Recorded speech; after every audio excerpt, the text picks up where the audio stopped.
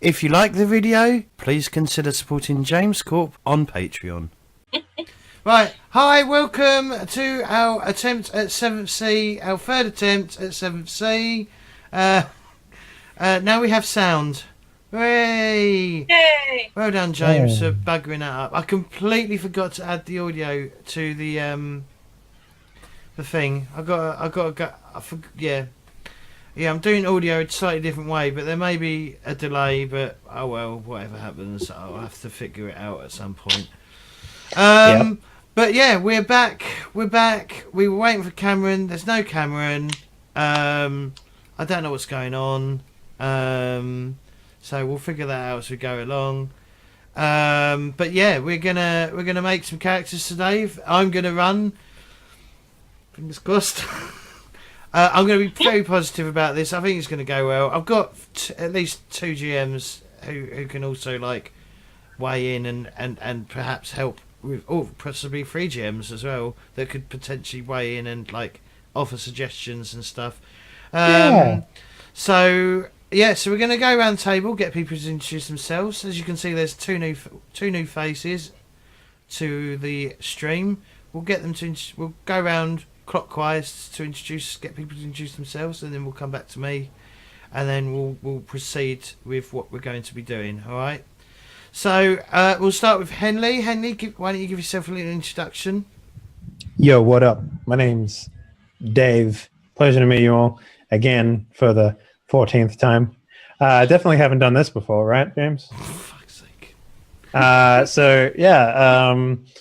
I am a former full-time streamer, now turned businessman, business owner. Well, I was a business owner before. Whatever. I'm here to role play, and we're going to do it right this time because I'm not going to make a bad guy turning good guy. I'm just going to make a good guy. It's going to be fine. It's going to be fine. So yeah, excited to play this. I will be one of the potential GMs that James calls upon a pinch. Once upon a pinch, right? That's how it's going to work. So, yep. Yeah, I think, James, you're going to be very impressed with our characters because we've all got great ones. Awesome. Awesome. Apparently. So, awesome. Yeah. Just, Danny, I like to be known as the James Master. There you go. I don't think anyone's going to call you that now. Fuck's sake. If I get extra advantage points, can I call you that? No. So it works. Palfires, why don't you introduce yourself? Yeah. Hi, I'm Pales, or Jennifer, whatever you want to call me. We will be using real names, but on the screen it will be there. If you want to like at them on Twitch, that's what you put in at Henley, at Palfires, at Dark Liquid Zero. Even though it looks like an O with this font. I think the James Master name pales in comparison to yours, though. Yeah, this is I'm kind of new to roleplay, so be nice to me. But yeah, I'm excited to be here. Cool. Dark Liquid. Hello, I'm Monty, aka Dark Liquid. I've been role playing for yonks, and I'm a software developer by day, and by night I occasionally write RPG stuff and publish it. Brilliant. Brief. Yep. Kiss it better. Hello, I'm Chelle. Kiss it better. Pronouns she and her. I'm totally new to the whole live streaming thing, and I've played role-playing games a fair bit, but not in the last little while. So I'm basically a noob who thinks she knows what she's doing. I mean, here's the thing: you're role playing, so you just role play someone who understands how to role play. Exactly. Fake it till you make forward. it. Exactly. Yeah. Hi. And this is Cameron. Cameron, as you can see, is not here. Yep, Hi, Cameron is not here. I don't know when he's going to turn up. I might have to get someone to like. Ava Henley or Dark Liquid, if you could post in the 7th Sea chat in the Discord and just say when you turn up, Cameron, can you join in during a break rather than like joining midway through? Even though it wouldn't be that hard for me to actually sort it all out because I've actually sorted out just the cameras. swap to another scene, you know. Just you got to prepare in advance. I have semi-prepared in advance, so we are quite. I am quite good at this. Well, I'm not really. And I pretend I'm a professional, but I'm not really. So we're going to be making some characters. We're also going to have a little discussion about what sort of 7th Sea game we want to be. What sort of 7th Sea game we want to play. Because I've got no ideas what I want to do. I've got some inkling sort of storylines that I might put in. Well, not might, will be putting in. But a lot of it's going to be character driven, I guess. A lot of this game. So obviously, you know, the rule system we're using is the 7th Sea 2nd edition, which is this book. Literally the hardest game in existence to get together. It is. It is like it's like someone's cursed the game. For a very simple narrative game, it's almost like you're trying to do extreme mathematics to role playing game, and it's like when I contact people like, hey, you want to play Cyberpunk, and everyone's like, is that the one where you have to do like 7 different tiers of mathematics to work out bullet damage? And like, yes. It's like, no thanks. So or like my very favorite tabletop game, which is like hardcore space physics. Oh god. Yeah. My favorite Shadowrun quote is like, all right, I throw a grenade into a room full of china. So the setting of Théah, which is the main landmass. Right.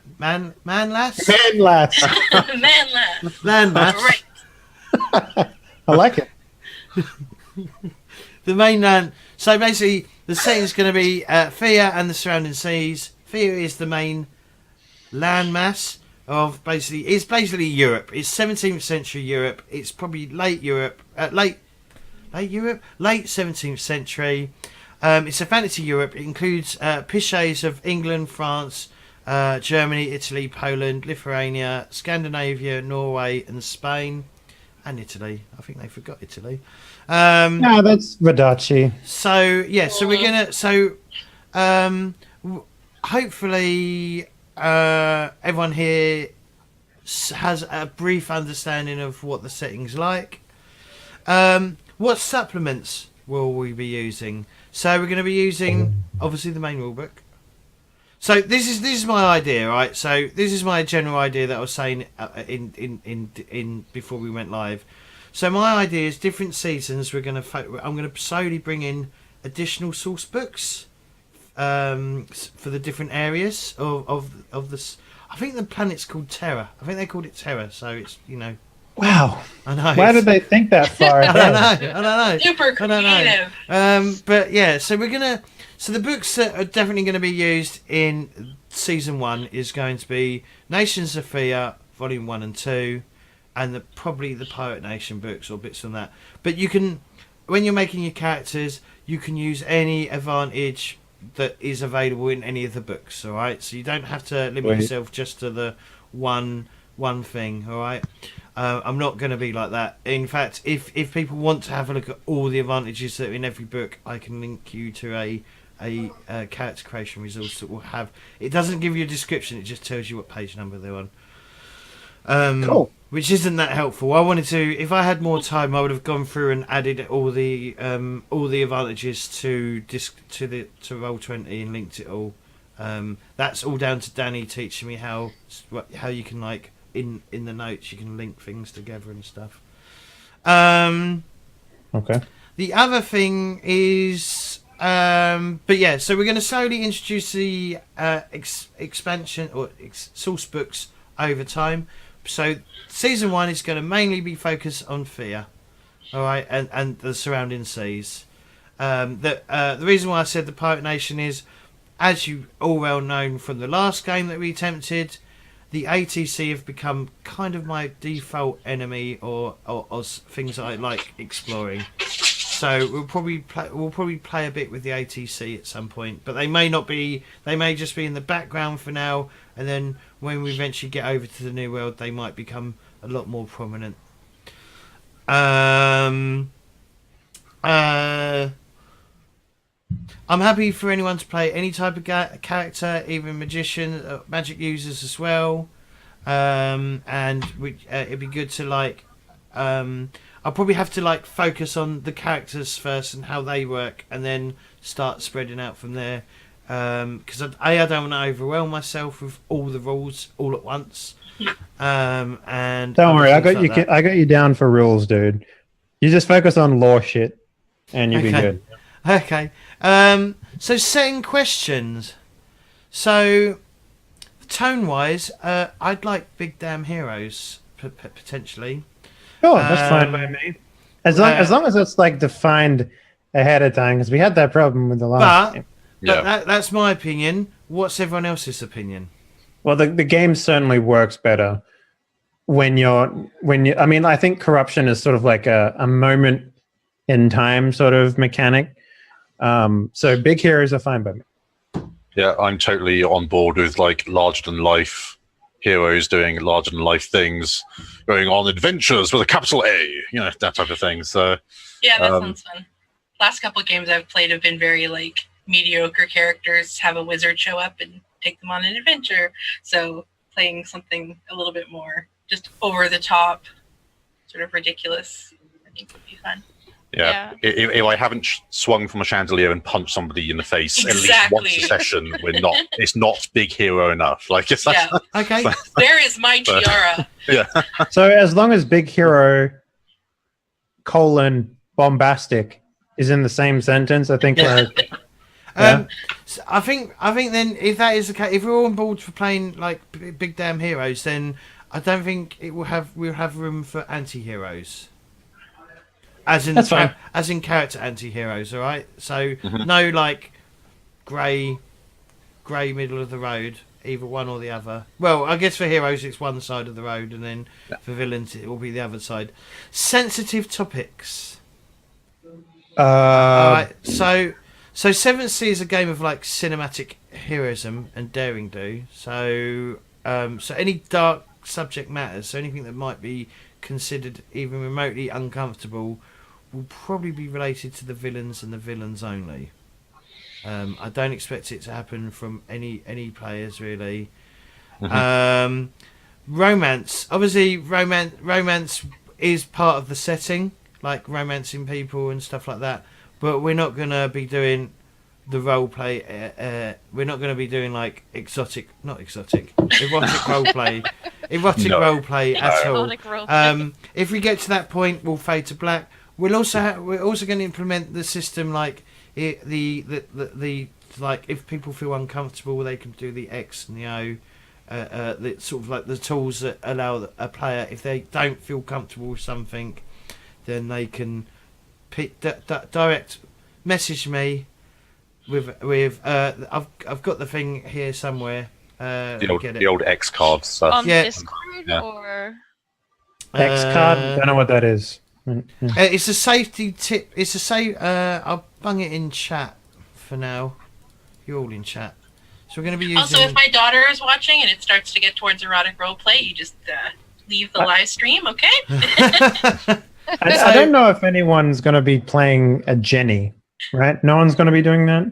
I don't think actually so. thought about doing that. Well- so well, I mean, thought it but would there be are funny. there are better ways of handling a Jenny other than Yeah. just explicitness. So yeah. I mean, Yeah. the thing with Jennies though is that they're also information brokers. well, not so much that. I mean, like there's a certain amount of when it comes to seduction, whether that be friendship seduction or Yeah. intertwined seduction. There's a certain amount of quid pro quo that goes along with like making that a reality. And one thing I hate more than anything is characters or players that generally just like, I rolled the die, I succeeded, therefore GM, I just do the thing. In a lot of cases, I think like there needs to be a little bit of like semi-respect for that. So unless you're going to, in my opinion, play a Jenny that actually like plays the part of a Jenny, it's hard to, you know what I mean? It's a very Yeah. weird sort of thing. Like, Mhm. but yeah. I feel like you're all talking about playing a Jenny. It's me. Sorry, the term Weird. Jenny means like a person who uses seduction as a tool. Yeah, no, I read that part. Okay, cool. Yeah. So basically, at any Oh, you mean point. Jennifer, right? Yeah. Of course. And this also applies to chat as well. So if anyone in chat doesn't feel comfortable, you can also use these cards as well. All right. Obviously, we have to be careful about like trolls. All right, because there are such things as trolls in this world, and I have been raided by a bunch of trolls once from 4chan, which was fantastic, and they were saying stuff about doors. But okay, so the X card can be used at any point if a participant is uncomfortable with the content happening in the game. Name yourself, please. Thank you, J-Will, for the subscription. I think I'll only use my X 18 card months. when we're doing excessive shopping. Excessive shopping. All right. When the X card is used by typing an X in private chat, the GM and other players can change, reward, or skip the content. So the best way for you probably to contact me is probably through Zoom. All right. If you look in Zoom, there is a chat thing, and you can. It says to everyone, you can scroll down. You can pick a certain person, and then you can like. But you might want to say if you do it, you might want to go. Problem is, I don't always see Zoom chat, so. Yeah, so it might not be the best way, but it might be the best way. Awesome. So yeah, I'm losing my train of fucking thought. End cards can be used at any point if a participant feels like they're heading towards an X in game. When the end card is used by typing an N in the private chat, the GM and other players can change the content or have the scene fade to black. Cool. And then the O card can be used at any point if a participant wants to continue with the content. When the O card is used by typing an O in the private chat, the GM and other players can are still okay to continue with the content. So yeah, if you do that, I might even set up a deck of cards in. So rather than private messaging me, I might actually set up like we got here. I might set up a deck of cards with the card, so that I don't know if that's really necessary. Why don't you just speak up if you don't like the content? Because some people might not want to like put themselves on the spot for that. If that makes any sense, they might not be. Wouldn't that by making cards do the exact same thing then? Well, no, because if you drag it out, it's anonymous. I wouldn't know you've dragged it out onto the table. All right. That's the whole point. That's the whole point. So you can't. So people can't go like, oh, why is she stopping? Or why is Henley stopping this shopping spree again? Because I really hate shopping. Okay. Triggers me. Okay, I don't want to do it. But yeah, we're just gonna implement then the safety tools. You might have to use it most against Cameron because he might say stuff and put himself in the spot because that's what he does. Oh, hi Cameron, I didn't see you there. Wait, what? Is he actually here? He's not here. He's in chat though. In the chat. Okay. Okay. What do the characters know? So the setting, obviously, the setting that's presented in the core rulebook is generally common knowledge. So most things in the rulebook, like the lore and stuff, will actually the players or the characters themselves will have some knowledge of, whether it's sorcery or some of the lore in some of the history of the world, the history of the world and stuff like that. However, everything beyond Théah for your characters will be a complete mystery. I mean, you will know. Like her tales and stuff. Yeah, her tales. So you've heard of the New World. You know roughly what direction it's in, and so on and so forth. But they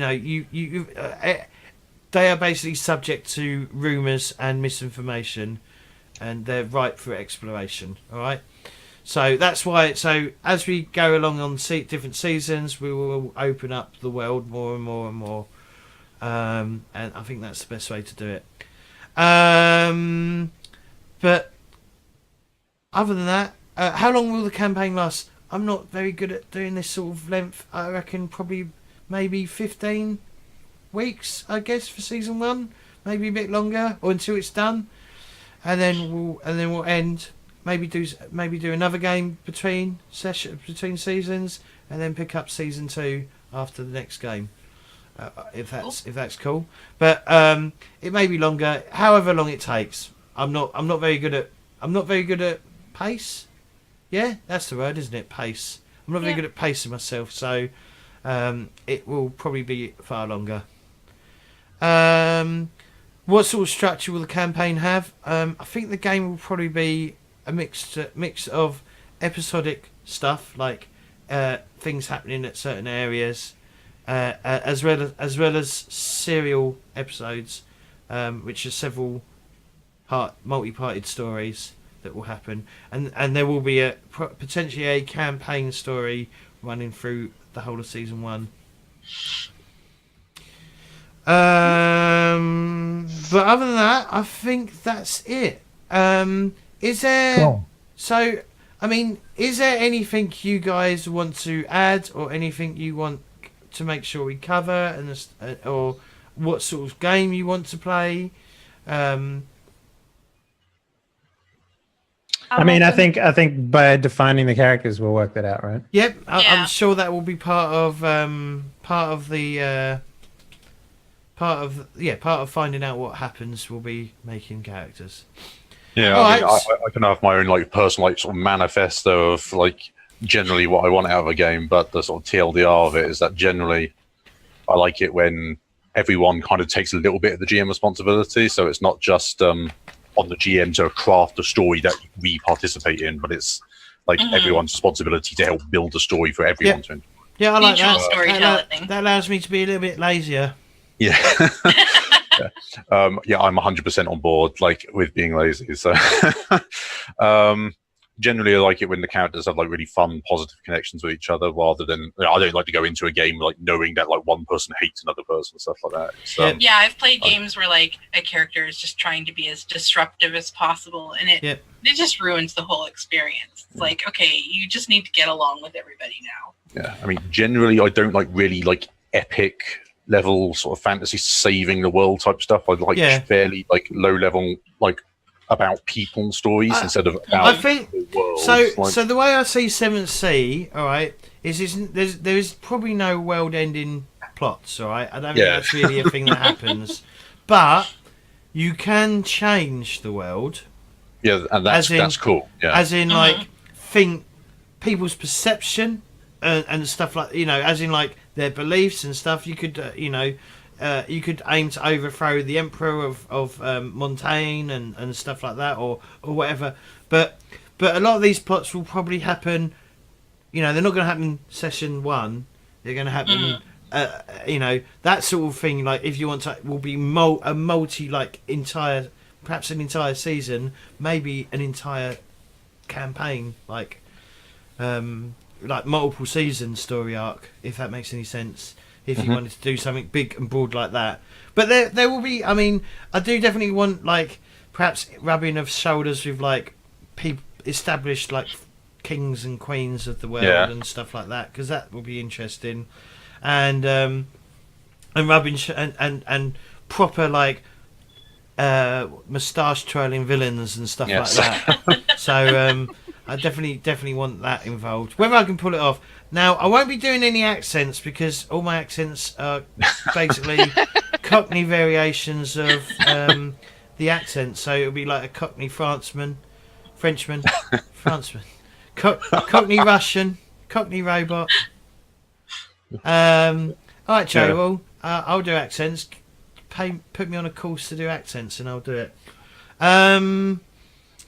I will try, but I don't want to be racist. No offense. I don't want to go down the route of being racist. Yeah, that's why I don't do accents, because I know I'll either be incredibly offensive stereotype or just wrong and terrible. I'll swing into accents super hard. Don't worry about that. I'll do all that for everyone. That's fine. Excellent.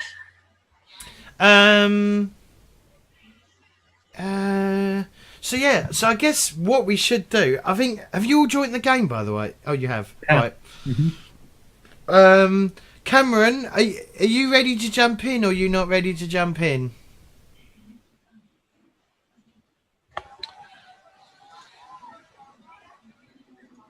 Or is he going to go on another Uber adventure?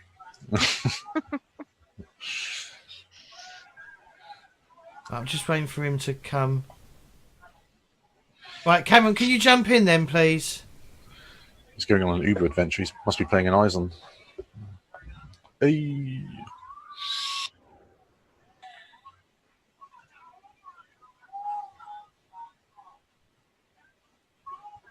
Oh, I got rid of myself.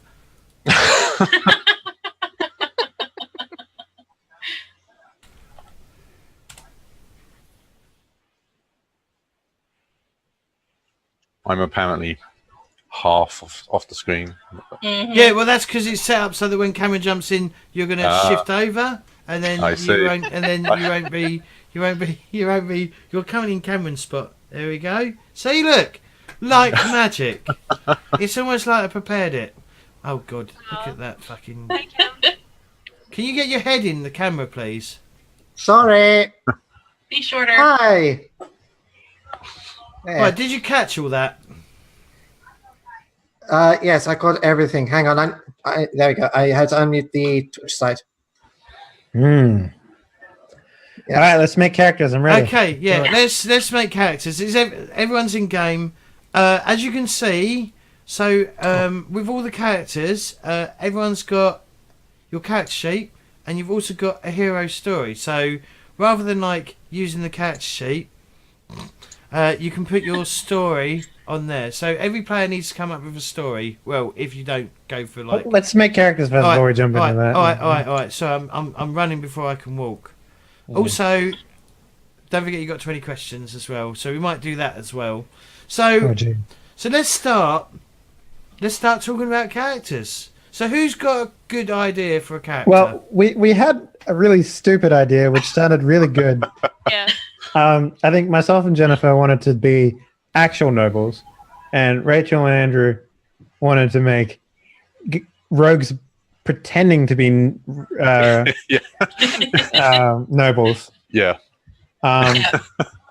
With the idea that, so I had a really interesting idea that perhaps myself and Jennifer's character might be related, because you mentioned, Jennifer, that you were thinking about making a character that sort of left the noble heritage to Yes. go off adventuring or something. Yeah. She's always wanted to go on more adventures and like see the world. So what if the character like is that I have is like a cousin or some shit, and the idea is that I've been tasked to go found you, but then just stayed on for whatever adventuring you're Okay, doing. so you mean that I've like escaped? I've run Well, away. Yeah, potentially, right? And Yeah. you've joined like a crew or a boat or something like that. Yeah, And I then like that. I managed to find you and join you for whatever reason. And then I'm not sure how the other two would work in, but maybe you guys were like the reason she left or something. Or like you sort of spawned that on. Working maybe, out, but potentially. I like that idea. Like, Maybe if one of us is like proper grifter style, like the whole reason that you got sort of enchanted with the idea of like living on the high you seas. seduced her with the idea of what is it called? Wanderlust. Yeah. Yes, Yes. like freedom, adventure. You don't get any of this in a stuffy old castle. It's like Who needs soft beds and food every day? I mean, you get tired of it at one point. there's only Oh, so many God. peeled grapes you can put in your mouth. I hate pushing the peas around my plate. You know. It's exhausting. But I don't know where, Cameron, you would fit into all this. So maybe you had some spark of inspiration after hearing that. So my idea was to actually make a what's the word I'm looking for? Disgruntled? Maybe? No, A I disgruntled was noble. So sick of these damn peas everywhere. Can't pick I them was up with gonna my fork. make I was actually gonna make I was gonna make a captain. That works. I was gonna make a captain who has decided he's had enough of the trading company. Okay. Yeah. Yeah, I mean this could work quite well. We could have like a couple of rogues that are looking to sort of get rich. They can basically buy themselves a title or something, become nobles. And then they pulled in some nobles to like be like, so we look legit. They're trying to do stuff. It's like Well, one of the ideas I had. maybe use their connections or something. Yeah. One thought I had for my character as I was kind of peeking through the backgrounds and stuff was that she was actually from, I'm not going to pronounce the name right, but Voraci, I think is the name of it, the Italian one. Barachi? Yeah. And that she was one of the like fate witches, but she didn't actually want to get married, so she ran away because it says some of them were able to like escape. So she's like trying to grift her way out of that situation and get herself rich and stable enough in another country so that it's harder to like pull her back. Yeah, where was that? God. That's like in the sorcery section. I have like the basic rules for characters, and it's like so that would be you're the Sorte Strega. Yeah. The only lady heroes can choose this background. Well, I play lady heroes, so that you're going to be a fate witch for me. Yeah, that was kind of what I was thinking. If you were okay with that, they do say that they're rare, but we all said we wanted to kind of play the larger than life. You're big damn heroes, so you are the rare. You are the rare people anyway. So I'm down with that. Exactly. I've never had a fate witch. I'm not entirely sure how the magic works, so I'll have to read up on it. It is worth pointing out that most of, if not all, the sorceries in this game require that you take on corruption in order to do them. So that is worth pointing out. I'm not sure how stringent I don't know if fate witches do, but I know they use. I didn't see anything about corruption when I was reading about the fate witches. But they use the Sorte deck, I believe, which we've got established anyway. So yeah, all right, cool. Yeah, I'll be down for a fate witch. It means I'll have to learn the rules. I know roughly, but yeah, they work off of a system called weaves and lashes. So I don't know how that works in with corruption, but effective. Okay. So let me just look here. Having fate lashes is both beneficial and harmful. It is beneficial in that more lashes you have, the stronger your magic is, and harmful because getting rid of them becomes more painful. They're wounds, basically. So wounds are actually very important in this game because, in a lot of cases, I think you get a total of 4 dramatic wounds before your character becomes helpless. So it essentially means that in order to remove the wounds, you have to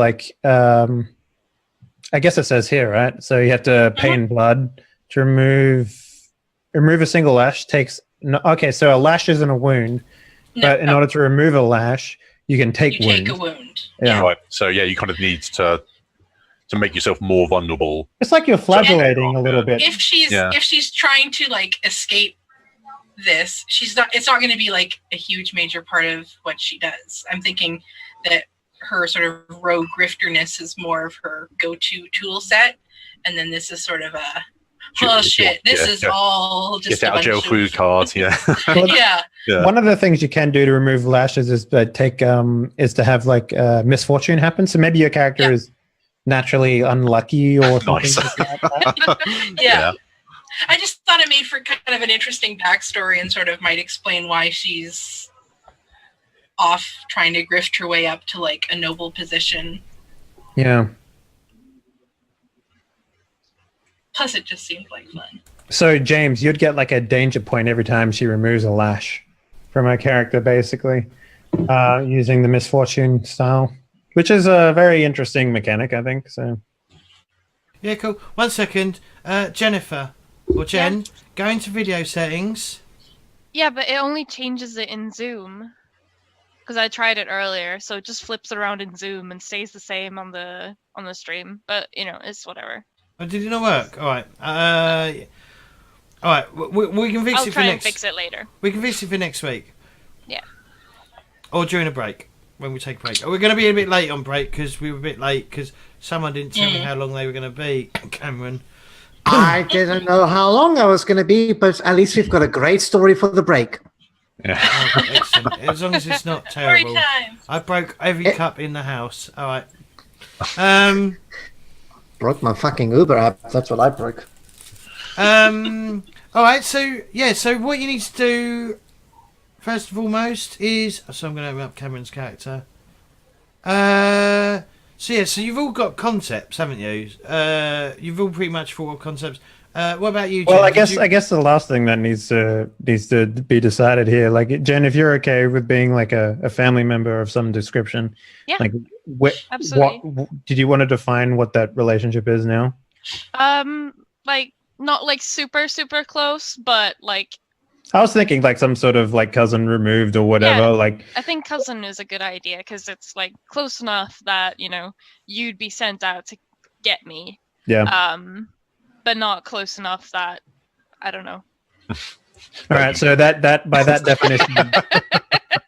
Yeah, by that definition, we're kind of we're from the same nation, right? Yeah. So Potentially, you could be from another nation. You don't have to be from the same nation. Like it's intermarried medieval, nobles whatever. and stuff like that. But they're all Yeah. intermarried, aren't they? So Yeah, Okay. everybody's related. Did you have a nation in mind that you wanted to go as? I mean, I was thinking about Innismore or Veston, ideally, All right. possibly Highland Marches as well. Yeah, I was looking at the Highland Marches. They seem cool. Yeah. Yeah. I'm just gonna take up my notes. what they don't know is because Henley's character hasn't come back with his cousin. Another cousin has been sent to find them. I mean, sure. Fuck it. There's a We line can of build this giant, we're going to build this giant conga line of cousins across Théah. This is our recruitment plan. Is just the cousins of this family. That sounds So like a that's great title for a book, The Cousins of the Family. So I guess they're like Vikings, I guess, by the sounds of it. Highland Marches. The I thought they were Veston- Scotland. Scots. Veston is the Scots, yeah. Vikings. Uh-huh. Yeah. Celtics. The Scots. Well, Innismore Innismore is are kind of the Celtic too. they're like the They're like- Irish. Yeah, Yeah, they've got Ishmael's all the Island. O's and the Mac names. So the Highland Marches is not Scotland, Mm. and Ishmael is not Ireland. So what were the other two, sorry, that you mentioned you were thinking of? Innismore and Veston. The only thing I had with like that kept me away from the Highland Marches was the way women weren't really. I talked to you about it, James. Yeah. So women are considered second-class citizens, I think, in the Highland Marches. But that might be why you left. So that could totally play into like why you're like, oh, F this shit.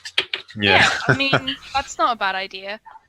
And I mean, and if you remember when we had the discussion about it, one of your goals could be to change, as I said, because you're big damn heroes, change their perception that women shouldn't be considered second class citizens. Welcome. Amen to that. Illusion.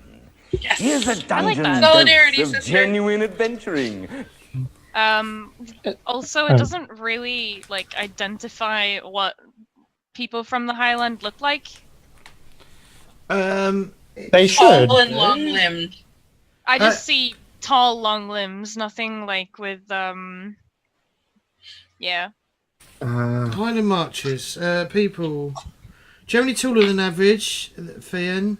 Like their Inish cousins, the redheads are more famous than the typical appearance. Black hair and blue eyes. Highlanders spend almost all their time outdoors, but because the sky is usually overcast, their skin tones are not overly tanned or pale. Okay.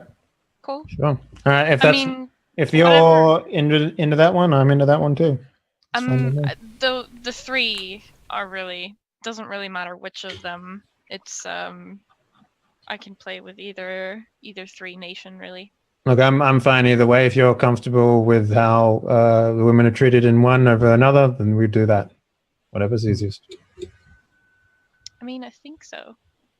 All right. Well, I mean, I don't want to put too much pressure on you, but I'll leave that decision up to you. So. All right, yeah. But maybe you guys can start thinking about yours, and I'll like have a little. I mean, thinking. Henley though, if Jen Dave, if Jen goes for the Highland Marches, you could be any of the three, like Look, you could be it's Avalon fine. or Ishmael, so or Highland Marches because it's. Look, I basically, know, it's the fact I have an option, but I'm leaving it up to Jen because it's just Okay. easy. All right, Rosie, Passing sorry. the buck. Yeah, passing the buck, exactly. Yeah, you're onto it. Anyone else picked a nation yet? Well, I'm obviously from Fodachi because that's the only place I can be from. Kodachi. Yeah. I'm going to be from, oh God, help me. I'm going to be attempting to pronounce it. Montaigne? Montaigne. French. Right. Yes. So you're Not French. Oui, oui. Oh. Yeah, I'm still choosing between Avalon or Montaigne. Yeah. I am saying it now. I will be attempting a French accent. I am warning you now. My daughter is fluent in French, and she'll be watching, so that'll be fun. As long as it's not borderline racist, all right, Cameron. Cameron, you're not speaking in English French now? No? As long as you don't just start like nonsense Frenching, like, you know, je suis un pamplemousse, du fromage, you know. Oui, oui. Je suis une pizza. Okay. Ah, parlez-vous français? Chevrolet coupé. There, that's it. Right, so in the nation section, put in your nation. All right, so How about because I think I like the Inish more. Okay. Inish more than the Highland Marches. Roger. But you know, since you're my cousin, if you wanted to be from the Highland Marches, that works too. Now I was looking at the bonuses, and panache works with me. So Yeah. I think there's going to be a lot of panache in this party. Oh, there's my daughter crying over the English accent in Twitch. I had a question, James. I was thinking of taking, I think it's an advantage that lets me pretend to be from somewhere else, which sort of fits into the, I was from Vodachi, but I was like, oh, hell no, and ran away. Yeah. do you mean so the what- one that lets you have the bonus from being born in one, but you can pick where the bonus comes from? Yeah, so like born in Vodachi, because that's what I have to be. But That's then what you had basically she last ran time. away and adopted another nation as her own. That was So the last there time. yeah, so you get a set number of points to spend on advantages. Yeah. That you can pick and choose whatever you like, and there are some that are only limited to character creation. So. Welcome, Yeah. watchers of illusion. Here's So, a I mean, dozen you're welcome to dose pick of anything you like as long genuine as you can pay adventuring. for it, I suppose. Yep. So. Yep. So I think yeah. So if I remember correctly, that one was only 1 point So- to be from Yeah. somewhere else. So we'll get to. So we'll do this now. So let's move. So rather than jumping ahead, let's get everyone back on the same page. So Sorry. traits are your hero's core strengths. Decide how you want to spend points on your traits. Every hero begins with his traits at 2, and you have 2 points to spend to increase your traits Plus your nation bonus. plus your nation bonus. But that's step 2. I'm just following the steps. And you get a maximum of 4, I think, at character creation, right, James? Huh? What? Sorry, Henry, I didn't catch you. You get a maximum of 4 on your. Oh, yeah, I don't think you can even get to 5, actually. Yeah, don't worry about it. I'm a dum. You fuck off, you stupid fly. That's not very French of you. French are very charitable folk, and they're very opening to insects. So you should be welcoming it into your home. I will be working on the French accent during the week. I promise. In the meantime, I am going to swear in English and speak with an English accent tinted with South African English. Now, if you'll excuse me. I just had a question. The Inishmore, do they actually have nobles? Because they seem like a kind of I don't know what the word is. Well, they've got a king. All right. Well, yeah. I would Yeah, imagine they have a that. mad king. King O'Bannon, I think his name is. Yeah. So yeah, there is noble. There will be nobles. Alright. Yeah. Okay. Cool. Yeah, I imagine they're I imagine they're Scottish clansmen. I'm not gonna do an accent. I'm not gonna do an accent. That's fine. Where the hell do I find the nation bonuses? See, if you In went for character creation. see, Jen, if you went for Veston, you wouldn't have to do an accent at all. No, I would have to do an accent because my English is not Swinglish or Nordic English, whatever you want to call it. I was about All to right, say, you'd have to lose. but You'd have to lose your English accent then. Yeah, but I mean, I can do a pretty good Swedish English attempt. is there a Netherlands? Yeah. Hmm. I think it's What's what the I just said. Netherlands? I think it is Veston. I think Veston is. Yeah, Veston's like Oh, sort of like it's Scandinavia, isn't it? Yeah, it's sort of like a combination of like Like all, a mix. yeah, it's sort of all jumbled into one nation. Okay. In that case, never mind, because I was about to say then I could probably try and do a Dutch accent. But let me offend one nationality at a time. Yes, please, just one nation. And So I they will have, be keeping it. I'll they be have a- keeping it in Europe. They have a high king, but they also have a parliament. So I guess it's kind of like England, where they have a queen, but they still have a parliament. Yeah. Or whatever. Yeah. All right, cool. I mean, the Dutch Republic, I think, had like a king. I could be talking bullshit there. So have you all the picked? trait- So once you've picked, sorry, what was you going to say? Just the traits. Do you, Oh, you want- is there like You are wanna know all what- of the traits at 2 from the beginning? Yes. Okay, yeah. Oh, yeah. So do you want me? So- do you want me to go through what the traits mean? I think, yeah, if you want. All right. So brawn is a hero's strength and physical power. Finesse measures a hero's coordination and agility. Resolve is a hero's willpower and endurance. Wits is a measure of how quick a hero thinks on his feet. And panache is a hero's charm and personal magnetism. All right. And we can spend 2 points right now, right? Yes, please. 2 points. I'm going to. Okay, I know. You should have a total extra 4 points on your traits when you're done. 4. I thought it was only 3. And then, No. Oh, okay, you're right. Yes. because how I want to play her. Okay, so 2 extra, and then whatever you get from your nation bonus. Yep. Yep. And I'll go through that in a second.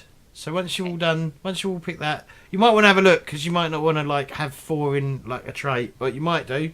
You might want, sometimes I think because you're playing big damn heroes, it might not be worth you like becoming a jack of all trades. You should probably focus a bit on certain things. So step 2 is your nation bonus. So if we go around the table, we'll get people to like, and I'll tell you what you get to pick. So Cameron, what did you go for in the end? Montaigne. Okay, Montaigne, you get +1 fitness or +1 panache. Fitness? Either of You mean those. Finesse, yes. James can't Either read. of those. Yes, one or the other. In that case, I'm gonna go for. I'm gonna put it in. I'm gonna go with finesse, so then I have 4 in finesse, because that's how I want to play my character. Okay. Chelle? So from Vadachi, I think I'm gonna pick Resolve because Okay. I think that fits into her like Yeah, backstory. you get +1 finesse or +1 resolve. Yeah. Henley and Jen, or Dave and Jen? Because you I'll both pick Ishmael, right? wits. Yeah, I'll pick wits. Yeah, you get +1 panache or +1 wits. Yeah, I'm also gonna go for wits. And Monty? I'm Avalon. I've decided to go with Alright, you get +1 panache or +1 resolve. panache. It is. Anglaise. Background. So this is where you start fleshing out a character. Well, you start sort of like building a background of your character. So you get to choose 2 backgrounds. The way I looked at it was one is probably a childhood thing, and one is probably an adolescent. Oh, not adolescence, but an adult-y thing. But you no longer do it, or whatever. It's something you used to do. You're now big damn heroes. So yeah, have a look through all the. Have a look through the backgrounds. That was a fucking. All right, I'm ready. A background describes your hero's past. Choose 2 backgrounds for your hero. Gain all the advantages and skills rank run from the background. If there's multiple skills, so if the skills are duplicated, then you get to add another rank to that skill. If there's a background, if there's a duplicate background, you can choose another background of equal cost to replace it. I'm ready, James. You want to know? Yes, please. Aristocrat, Mhm. obviously, which is earn a hero point when you prove there is more to an ability than expensive clothes and attending court, which is real good. The advantages are rich, disarming smile, and the skills are aim, convince, empathy, ride, and scholarship. And the next background I'm picking is duelist. Okay. You have devoted your life to mastering the blade. Earn a hero point when you resort to the edge of your blade to defend a noble ideal. I might need to change the name of that quirk, considering my character, but it's the same gist, basically. The advantages is Duelist Academy, and the skills are athletics, empathy, intimidate, perform, and weaponry. Okay. Anyone else selected? I need to remember where the freaking page. Ah, there it is. You're Montaigne as well, aren't you? Cameron? You went for Montaigne yes. as well, yeah? Okay. Yeah, Montaigne. I'm going to mute myself so I don't constantly bombard the chat with bullshit. So I was thinking that archaeologist and spy would be fun. I'm not positive how that works into my actual character. Do you not need to pick Fate Witch? You do. You'll need to pick the Fate Witch background if you want. Oh, is there actually? Okay, I didn't see that in the background. Yeah, it's in the very, very last page, basically. Which is on page 140. Yep, 146. Of which book? The core rulebook. Okay, so I pick Fate Witch and one other one. So it's Sorta Strago, which is that. So you get 2 sorcery advantages. You get time sense. You get convince, hide, perform, ride, and tempt. You get sorcery twice as well. What page was that? Sorry. 146. All right, so who needed help with their backgrounds? I do. Me. All right. I mean, obviously, aristocrat sounds like a good first pick. Mhm. But I'm really not sure about the second background because I would. Well, you said you was going to become an adventurer, weren't you? And there is an adventurer. There is an adventurer, and I was. There's also an explorer as well. Yeah. Oh, yeah. Maybe it was explorer. Yeah, explorer may work. Yeah, but does that mean I have no combat prowess? No, like duelist is not the only combat you can take. So in this game, when you want to fight someone, the way that it works is you pick a trait and then you pick a skill. So for example, if you want to fight someone by noticing the rope behind you and pulling it so that the chandelier falls on their head, that's something you can do. So basically in combat, you can basically use anything you want to come up with something to hurt someone, to do wounds, or to, remove them from combat somehow, or what have you. If you want to use a sword, the only skill you need to worry about is weaponry. If you want to use a gun, it's aim. But outside of that, you're welcome to pick. You're welcome to justify any role you want. And if you want to punch people, it's brawling. Yeah, it's brawl. Yeah. Oh, brawl. Sorry. All right. Yep.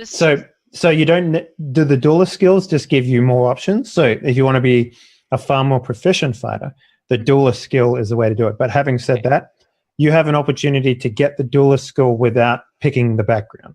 Okay. So later on in the character creation, you'll get skills, and with that skill, advantages. There is a 5-point advantage, which will spend all your advantage points, so you can't pick anything else.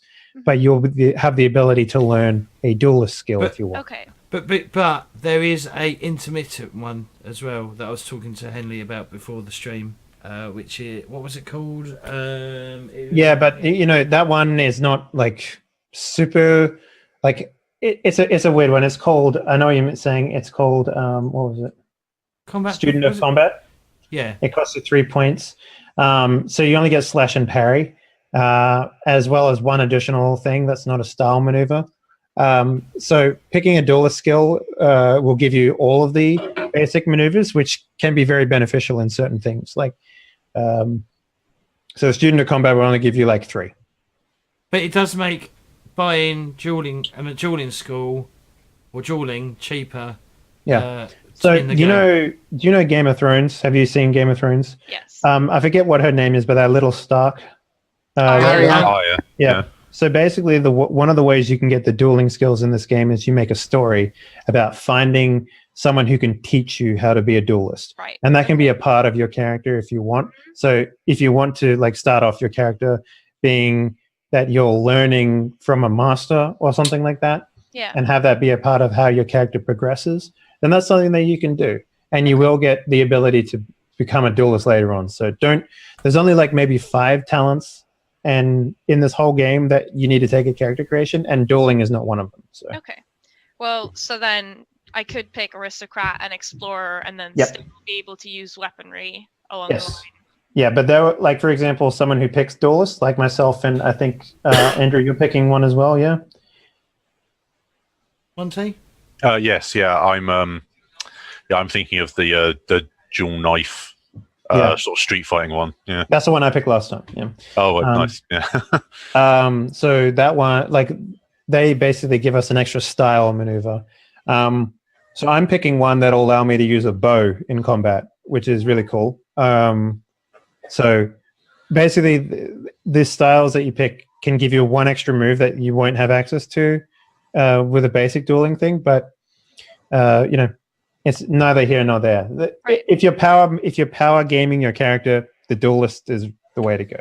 But outside of that, if you just want to do a narrative character build, then you can get to the dueling skills however you like. So. All right. And what about you, Chelle? What was your query on? Well, I had to pick the Strega one, which is cool. And then I'm kind of torn between going, what was it?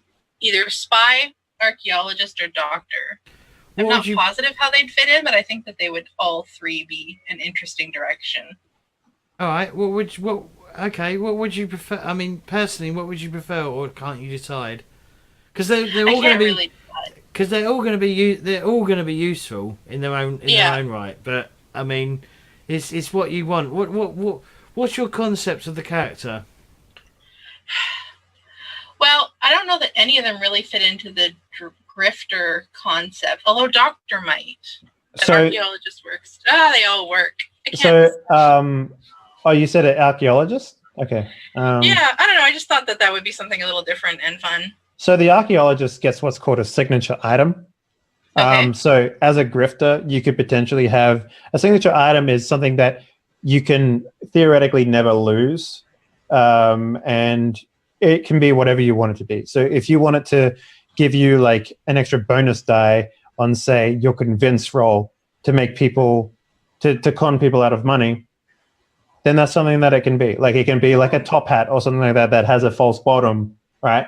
And it's your signature item. So getting a signature item in this game is actually very, very difficult to do. So that's one of the benefits why you might want to choose the archaeologist. Okay, because like the skills for spy and doctor look like they're stuff I could pick up later, possibly. Yes. Like everything you can pick up there, and signature item is something you can pick up later, but it's harder than the other ones. It's not harder by any sense of the word, but okay. The way that you get it in this game is stories. So let's say we play for 3 sessions, and for whatever reason, the signature item costs 3 story beats to get to that point. That means on session 1 you have to do something that leads you towards like a ruin.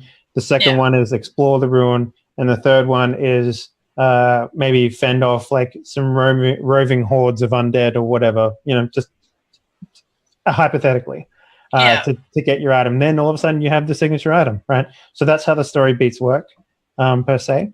But having a signature item at the beginning can help you define a little bit more about your character, for example. But then if I pick that, now I got to figure out what my signature item is. More decisions. Exactly. Well, I mean, if it helps, it does say your study of Soneth ruins and explore the lost parts of Terra. So maybe it could be something that came from a ruin, like of the old culture or something like that. So. Yeah, I think I'm going to go with archaeologist just because it sounds different and fun. All right, cool. Has everyone else picked? Cameron, have you picked? Yes, I have gone with naval officer, and then I went with the Montaigne special revolutionnaire. Okay, what's that? It is basically I want to viva la revolution, the king of Montaigne. All right, The Emperor. I want to give him a Emperor. haircut. All right. Yeah, la emperor. Yeah, la emperor. Yeah, I want to do to him what you did to your hair. What hair? Hair bash it. Hair bash. Yeah. Henley doesn't know what hair bash meant. I'm sorry, I'm not British. What do you want from me? Well, I thought it'd be something that you say in Australia as well. You use a lot. Of... No, we say, "Excuse me, would you like a haircut?" And then the other person goes, "Yes, I would enjoy a haircut." Yeah, that sounds all very logical to me. Oh. Yeah. And we don't walk in there and go, "Cheerio, governor, you want to have a hair bash this afternoon?" And the other guy's Wait. like, To be Hair fair, bash is how you say haircut? No, Yes. I've never heard this before. No, neither have I was I. like, we've been friends for like 11 years, Monty, and you have never used that expression. No, I've never. I mean, to be fair, I don't think I've had my hair cut in 11 years. I was about to say, you Also don't look fair. like you. You don't look like you. I was you're the type about of to guy say, that celebrates a hair bash. I was about to say it's probably an Essex thing. All right, whatever. Okay, so question on the skills from the backgrounds. Yes. If I have overlap, like Yeah. where You get is to it? pick another one of the same value. Oh no, not skills, not Oh, skills. no, okay, What no happens if skills. there's overlap on skills? So if So there's an you- overlap on the skill, you get an additional dot in it. To a maximum Okay. of 3. You can't have Like- more than 3. If you have more So than if 3, convince is on both of them, then I get 2 ranks in convince. Yes. that's right. Yes. Excellent. You also get an Eight. additional 10 points to put into points wherever you want. However, you can't go don't- over 3 points. So. Don't jump ahead yet, Henley. Let's get them all on the same, and then we'll give them 10 points to spend. Just real quickly, going back to your signature item. So let me describe this for you. You choose a specific item that is important to you, describe it, why it's important, and maybe even give it a name. You can always spend a hero point to have your signature weapon appear in the next scene if you lose it or if it's stolen. Gain 2 bonus die on a risk when using your signature item. You can attack a foe and deal wounds equal to the raises you spent on your highest trait when using the signature item. Or you can prevent a number of wounds equal to the raises you spend plus your highest trait when using the signature item. So it could be like a cape, it could be like a sword, it could be like maybe like a There's one. glass bubble, anything So- really. Sorry to interrupt you, Henley, but Cameron, you do know you Yeah? don't start with a ship as a Navy officer, don't you? Oh, don't I? No. Ah, Sea captain, you will, because well, if you don't, if you want a ship to start with, Cameron, you need to get the advantage married to the sea. okay. I will probably buy that then. Okay. I think it's like a 4 trait cost or That- something. That's fine. I can live with that. Jen, have you selected your 2 backgrounds? Yeah, aristocrat and explorer. All right. Monty. Yeah, I've got journalist and she squire, which is basically the Glamour Isles, like kind of squire of the Fey folk. Is that in the main rulebook or is that in? That's in Volume the Nations of Fear, Volume 1, page 205. All right, cool. That's in the mid. Is that in the middle? Hang on.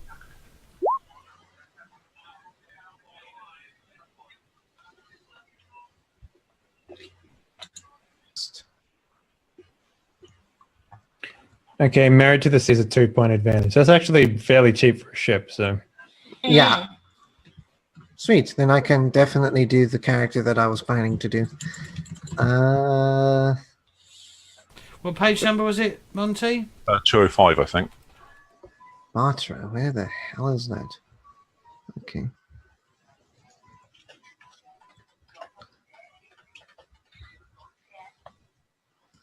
Henley, is there a section in one of the rule books that talks about signature items? yes, it is in the core rulebook, and it is under advantages, and I believe it is on page. It is on page 152. Thank you. Right. Once everyone's done that and assigned their skills and advantages, let me know. All right. Oh, we're doing advantages now too, because I was only looking at- No, you need so from your background, yeah. So your background advantages.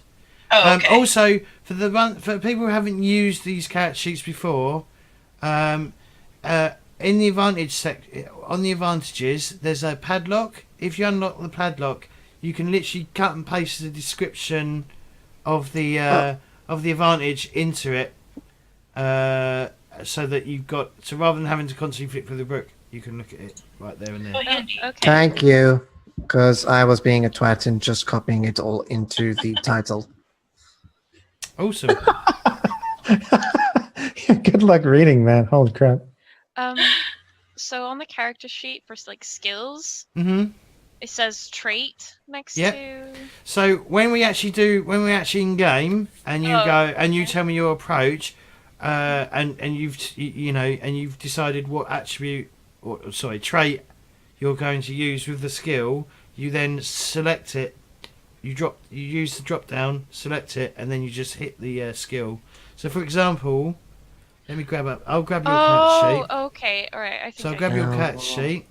I haven't put out any skills yet. All right, but just for example, so say if you're doing fighting, brawl with brawn, so you're Yeah. using your physical strength, you literally do, and then you just click. You see the blue button next to it, which Yeah. highlights to black. Yeah. If you click on it, it will literally do. Ignore that, but I think yeah, it'll yeah. Can I just ask a clarification? We get all the things from our background, yes? yes, you get all the advantages and all the skills. Sweet. If there's duplicate, so advantages. If there's duplicate advantages, that's when you can like. Yeah. Take one trade of the it. same value. Yeah, take one for the same value. So if it's a 1 point advantage, you just get a different 1 point advantage of your Mhm. choice. Fair enough. And skills, you just if you get duplicate, you get twice. Yep, Yeah. you just get an Right. additional dot in it. To the maximum of 3. Sweet. Thanks, guys. And yep, there we go. That's my. Right. I think I've finished building my character. All right. Well, you're fast. We've I've done done it this a little so three many times times. now, so I've done this like 7 times in total. Oh, that's fair. So, yeah. Signature item. Here we go. I haven't done the Arcana. Are we rolling them randomly, James? You want to do that? we'll draw cards on it as well. We'll do cards if you want. Sweet. It's up. Yeah, It's your call. I'm either happy for you to pick them randomly or choose them. I think everyone randomly rolling and choosing which, like you draw 3 and then you choose 2 of them. You know. Yeah, I like a random element to the game because I think it helps it just go in another direction other than just completely Yeah. decide Okay. if that makes sense. And to Alright, be so- fair, the Arcana is kind of like choice paralyzation a little bit. So Yeah. So we all get Arcana, not just people. Every with single max- person. So Arcana is like basically extra we'll- personality points. Yeah, for you. we'll get there when we get there. Let's not jump ahead. Let's get everyone's background done. Then we'll do skills, then advantages, then Arcana, and then we've got some bits, and then we got to pick a. Yeah, we'll get there. But yeah, so once everyone's done, putting all Yeah. their points and advantages over, let me know. Yeah. I think I'm done. Yeah. Pretty I've sure. lost where the strike advantage is. Again. It's the last page of the advantages book. So if you have the PDF open, Yeah. just go to backgrounds and scroll all the way to the bottom, which is on page. It's on page 146. Of the core rulebook. Core rule book, yes. Here it is. Thank you. I normally do things with like having the books open in front of me. Mhm. It's so much easier to flip through. I get really lost with PDFs. Okay, so for Strega, I get sorcery twice as my Yes. advantage. Yeah. Yes. So basically, what happens with sorcery? Every single point you get you get a more deep, like a stronger spell, right? So you start off with Okay. 2 as your ability. Yeah. So this wouldn't be one where, like, if my advantage is double, then I would take another No, one. I actually 'cause want that one to 'cause- be doubled. Yeah. It gives you more. It gives you access to more spells, basically. Mm-hmm. Okay, more I think- spells. That's good. Who's Okay. giggling? Sorry, I just got hold of scissors. Oh Oh, no. fuck. He breaks things every stream as well. Oh my god, there's so much blood. Cameron, if you do injure yourself severely, what you might have to tell us your address. Don't tell it right now, but you might have to like. No, he'll just you might- take an Uber to the hospital. Don't worry about it.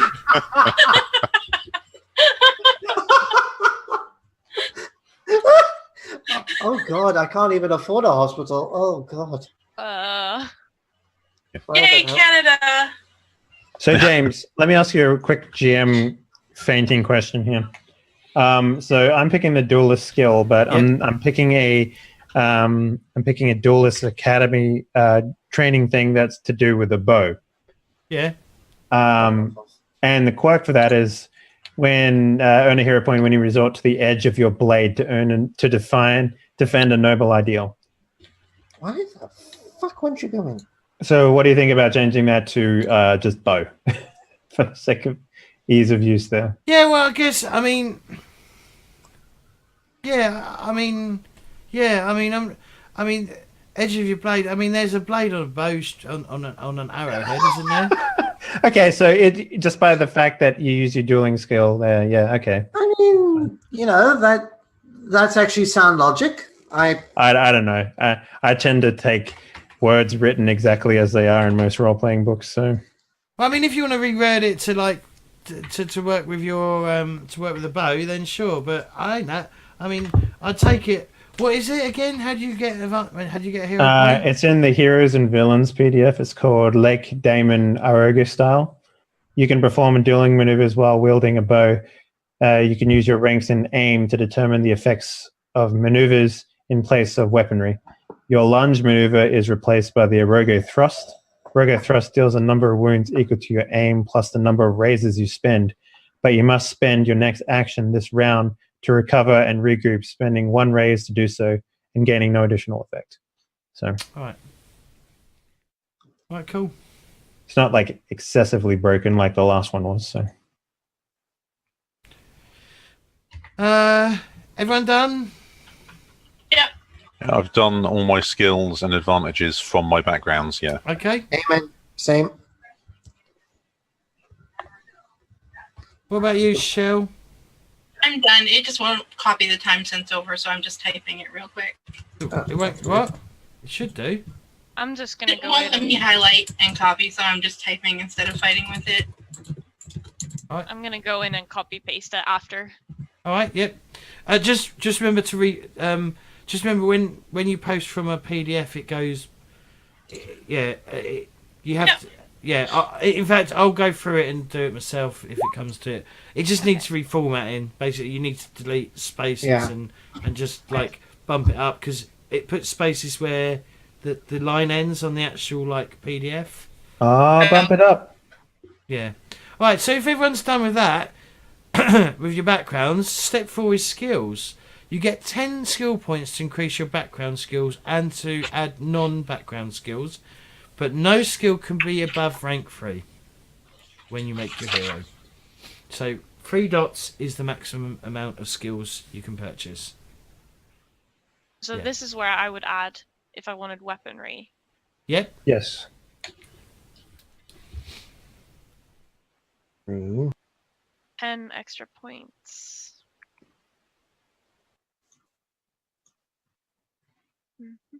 What we'll do as well. So you get 10 extra points, but you can only go to a maximum rank of 3. So Yeah. if you got 2 from your backgrounds, you can only go to 3. So. Yep. With the signature item description thing here, we'll probably need to define it and actually put it in, like take Yeah, out. I will. Take I out just some of the was like testing choose for specific the item. button. Well, I'm going to choose the item, put the item in. Do you know what I mean?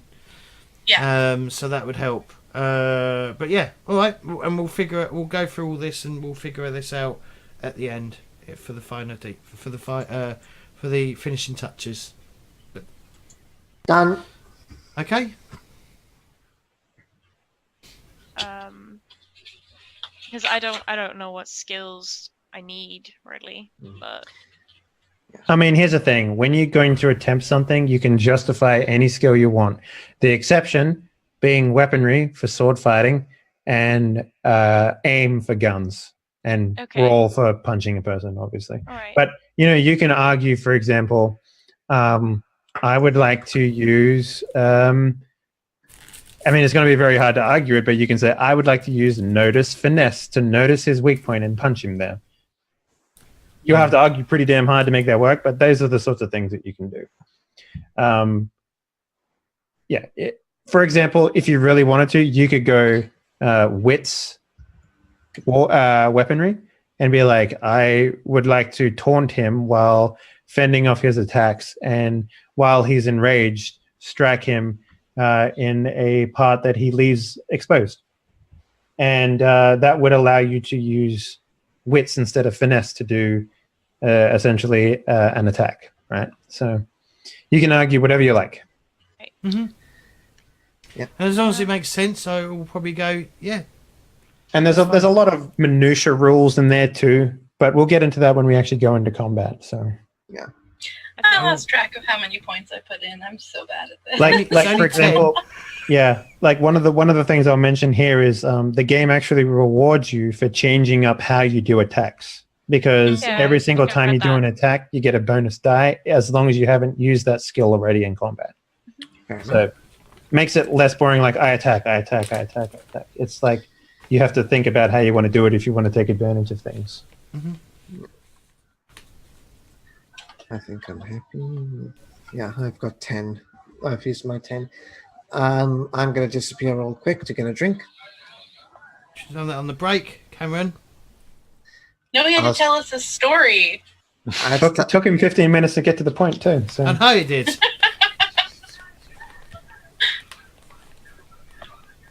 Well, fine. Go get a drink. I'll stay here. Go get a drink. Go get a drink. So mean. I like being mean. That's my default. I don't know what he said, but hey.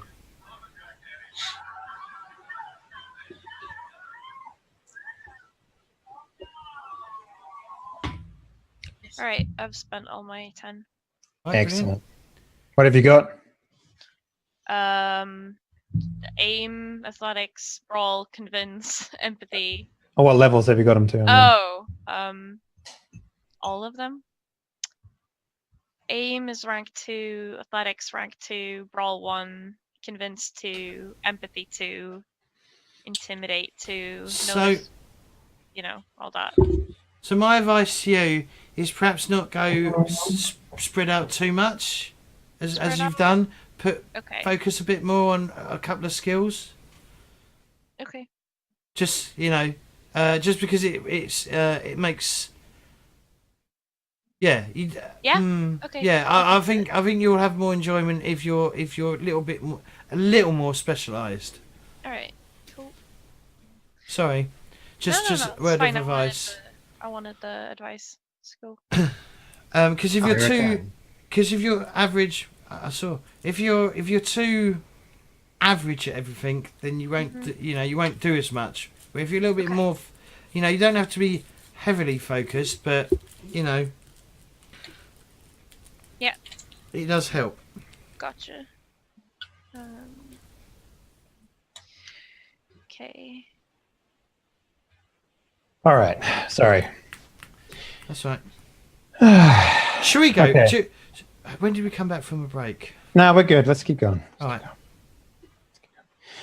So I have aim 3, athletics 3, brawl 2, convince 3, empathy 2, intimidate 3, notice 1, perform 2, ride 1, and scholarship 1. Nice. I have athletics 2, convince 2, hide 1, intimidate 1, notice 2, ride 1, sailing 3, scholarship 1, theft 1, warfare 3, weaponry 3. Mm-hmm. Cool. All right, I have a quick question. Yep. Dave, you didn't say that you had warfare, or did you? No, I don't have warfare. But isn't that part of the aristocrat? That's a good question. I don't think it is. Maybe No. it isn't. I have aristocrat, aim, convince, empathy, ride, and scholarship. What? How did I get warfare from that? Did you Or buy What it? was the other maybe? one? You picked what? What was the other class? Explorer. Yeah, that doesn't have it either. I don't know how you got it then. I don't know how I got it. Maybe it was a misclick or something. Yeah, alright. Entirely possible. Okay, so I went with aim 2, athletics 1, convince 3, hide 2, notice 3, perform 1, ride 1, scholarship 1, tempt 3, and theft 3. Okay, I love cool. that how none of us have sailing except for I the. have sailing. Oh, you do? Okay. Yeah. Excellent. Because sailing is, if you have none, Yeah. good luck. Should I move it around? Should I put one in sailing? You can if you want to. I mean, like, here's the thing. I like to imagine sailing with no skill points is like you're seasick the entire time and you have no sea legs, right? Yeah. So if you feel like that's how your character would be on a boat, like mine would be, then yes, you should keep it at 0. You know what? I regret not making mine Avalon Why? because I was like, I'm sure I figured out where this character is from, but where? And then I just remembered what my inspiration was, and it was a character from from an animated film, but they were voiced by Emma Thompson. Were you supposed to guess? Like, Yeah. I'm leaving it quiet because. Okay, fine. Treasure Planet. What's wrong with that? James. yeah, I Yes. don't understand why that's so bad. Treasure I don't Planet is know. great. Excellent. Thank you. Yeah. Are the skills better now? I don't know if you can see my character sheet. I've focused them a lot more. Yeah, you want to sort of like focus on 2 or 3, preferably, 2 to 3 skills you probably want at 3, Yeah. and then so that you're a bit more focused on a couple of skills rather than like Yeah. I Um, mean, You get Athletics. bonuses of over 3 as well. too. athletics, convince, empathy, sailing, and weaponry Yep. are. if that's what 3. you want. I mean, you don't have to. You got 1, 2, 3, 4. You got 5 with 3 dots with level 3. So you don't have to be that specialised, but you can if you want to. This is so confusing to me. That's all right. Just think like what the character would. Yeah, you just. I mean, it's easy enough to pick up other skills, especially if especially level 1 skills. That's like, we'll come to that. Anyway, should we move? Yeah, your character looks fine. You'll be able to do the things you want to do. Right. All right. Yeah.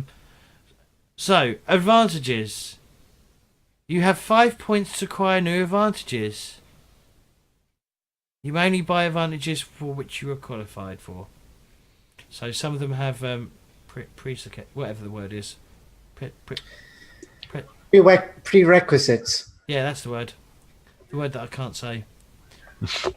And apparently I can only say if I'm doing a Jonathan Ross impression. Oh, was that Jonathan Ross? Yeah, because he can't pronounce his R's because of rheumatism. So he goes prerequisites. Oh, I love watching him in Big Fat Quiz. He's so funny. Yeah, he is.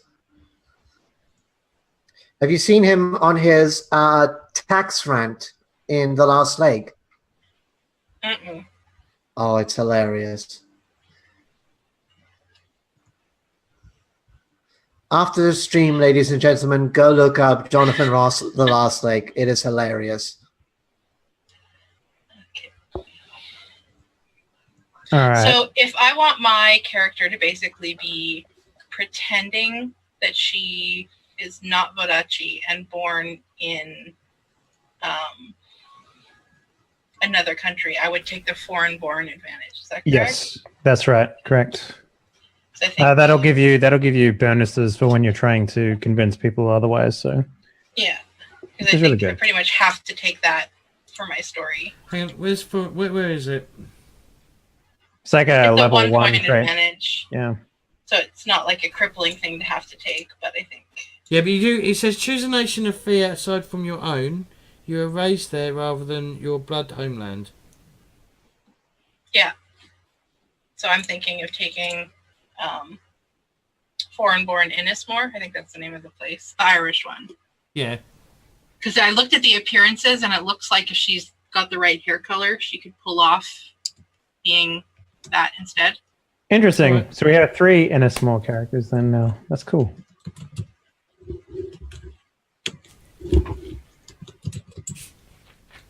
All right, so I'll tell you my advantages that I got. I picked up large, which is big boy, country boy. I picked sniper and direction sense. Okay. I can tell you now, I'm definitely taking Mary to the sea. Mm-hmm. As for the rest, I will let you know as soon as roll 10, 20.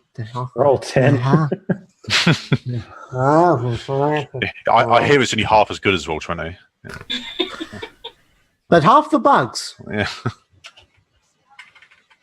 Well, I could take sea legs as an advantage and then not have to put a point in sailing in order to not be sick. Is that correct? Yeah. I mean, sick is irrelevant. Like I just like to believe that they're terrible on boats. You know, like that's how No, I that's look at it. fair. Henry likes his cat to be terrible on boats. I do. So this is how you Fun. do it, not? Huh? What? Nah. I'm gonna go play shuttlepuck down the end. I'm This so needs- lost looking at these. Well, what would you like the character to do? Why don't you just explain that to us, and we'll give you some ideas. It is so loosely based right now. Basically, I'm just thinking that she's so incredibly bored of the noble life. She wants to go out and have adventures and see the world. And I'm thinking that she's like a really strong but kind person. So do you see her like in taverns, like doing arm wrestling, sort of strong, or like do you mean like personality wise strong? I don't see her like brawling at bars. I mean, if it happens, it happens. But I think she's more of a like if people mess with her, she'll punch back. You know. kind Okay. of. Well, there's the boxer trait if you want to do actual boxing. Yeah. Do you see your character being like quick to react and stuff like that? Yeah. I mean, she has an advantage already with quick reflexes. Okay. Oh, that you have that. Okay. Yep. Yeah, exactly. The sorcery thing seems kind of difficult. Yep. I don't. So sorcery in a lot of cases is sort of tied to where you're from. Yeah, and I don't know if we have a sorcery for Innismore. there didn't seem to be any. It was like druidic stuff. So there's like druids and shit in Innismore. I guess. Oh, wait, okay. What about this? How smart do you think your character would be? Like, okay, what about this as well? Did you read a lot of books as a kid? Did you like sort of like were you into the like the adventure novels and that sort of stuff? Yes, she would have been. What about linguist, which will allow you to read, write, and speak all Théah languages? Nice. I like that. Yeah. Another one you might. That's That's- a 1 point. That's right? a 1 point. Yes. Another one might be survivalist. That you could do, which is basically you can always feed yourself. Because of how much I've read. Yeah, or something like that. And also, you could also go for a barter as well, which is a 2 point advantage for everyone but anyone from the Glamour Isles. And you're from, is it? Avalon is. No, Inish is one of the Glamour Isles, isn't it? Yeah, I believe so. Yeah, because Inish is like pretending not to be Avalon, but is sort of Avalon, but don't tell anybody from there that it's Avalon. They don't want to be called Avalonians. Yeah, you could get that as well. So you're good at making deals with people. Well, another cool one, since you're an explorer, handy might be good as well. It'll allow you to just fix something that's broken in a scene to use it. Right, handy. What I kind of liked. Where was about it? inspire generosity is also a good one too. Anything that costs a hero point generally tends to be a lot stronger because you need to get hero points in order to activate them. Right. Yeah. Where was that? I saw sniper. Where was that? Oh, Was that sniper. Is that a 3-point? Or That's a 4-point one. Oh, actually, no, it might be 3-point. Hang on. Deadeye is 4. Is that what you're talking about? I'm thinking about sniper. Sniper, I believe, It's is a also 4. 3-point.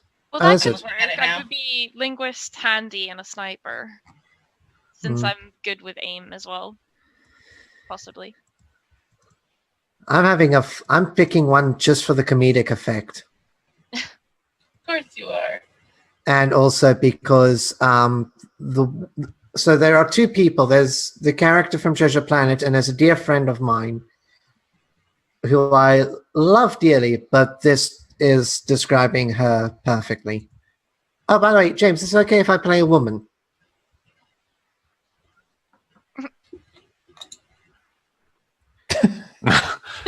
Dumbfounded by such a suggestion. Silence. Jennifer, what type of weapon do you see your character using? Because the Okay, difference that's between Deadeye and Sniper is like one's a long barrel and one's short barrel, I guess. Oh boy, I know nothing about weapons. So do you want to use pistols or do you want to use like rifles? Rifles? Rifles? Then you'll need the sniper one for that. Yeah. Okay. Cool. Sweden hasn't been in a war in 200 years. They know nothing about weapons. Also, the other thing that's worth pointing out, guns in this world are very thematic. They're not like weapons like a sword. Like you don't shoot someone and wound them. You shoot someone and they get dramatically wounded, which is to say that, imagine any sort of like... Soccer players. Well, not so much... But more like I was gonna say more like a B action movie or something like that, right? Where like being shot is like you're coughing up blood and you're like spouting like Hedrick or whatever, and you're just basically just talking up like being wounded and stuff. So using a like the difference there is between like a bow is considered a normal weapon and a sniper rifle is considered a rifle. A gun, and guns are also take a very long time to reload. Like if you shoot it once, you don't expect it to shoot it again in that same combat scenario because it'll take too long to reload. That's what I mean by they're dramatic, as in like you use them in dramatic moments to raise the tension. Okay. You know what I mean? Like that's the difference there. So. And they make a very big deal of separating the two. So. Okay. I mean, what was the other one? The ones that weren't as dramatic? A longbow? Longbow were they all and dramatic? No. Longbow is not a dramatic thing. So anything with gunpowder in it is dramatic. All right. So for example, the Deadeye, you can use you can throw a knife or an axe. So any weapon you throw is like Deadeye, and Sniper is like longbow or crossbow. So my character will be using a longbow for this particular thing. So either one, the longbow or the crossbow, is not like considered the dramatic option, if that makes sense. Right. But for example, one of the things you can do is if you really wanted to, you could have like 4 pistols on like a bandolier, like old pirates used to do, right? Which means you could shoot the gun 4 times in combat, but then you once you're out of combat, you'd have to reload them or whatever. So that's the only real exception to that rule, just in case you're like expecting to go into combat and shoot pistols every round. No, I guess not. Wait, but I guess. I mean, it's really like either way you go, like the difference is just a weapon type, right? Yeah. So if you see yourself using a bow, I mean, it kind of makes sense if we're both using bow, right? Being from the same family or whatever. Exactly. I was gonna say that the sniper. The bow family. Well, I like to imagine that it's a very aristocratic thing to be taught, like like something silly like that, right? You know what I mean? Like yeah, exactly. There's no Did effort Cameron in... die? No. Can you die? You can. You can, but it does. I do have to put some actual effort into killing you. It doesn't just happen. I actually have to spend a danger point to kill you. And you have to be helpless. So you have to have had all 4 dramatic wounds done. Is it 4? Yeah, it's 4, isn't it? I think it's 4 Yes. dramatic wounds. It's 4. 4 dramatic wounds, helpless, and then me as a villain has to spend a danger point to go, and now I kill you. Yeah, but at any time, like, so the thing that happens here is villains and stuff tend to go last. So every player will always have an opportunity to intervene. Major villains or villains go first if they've got equal.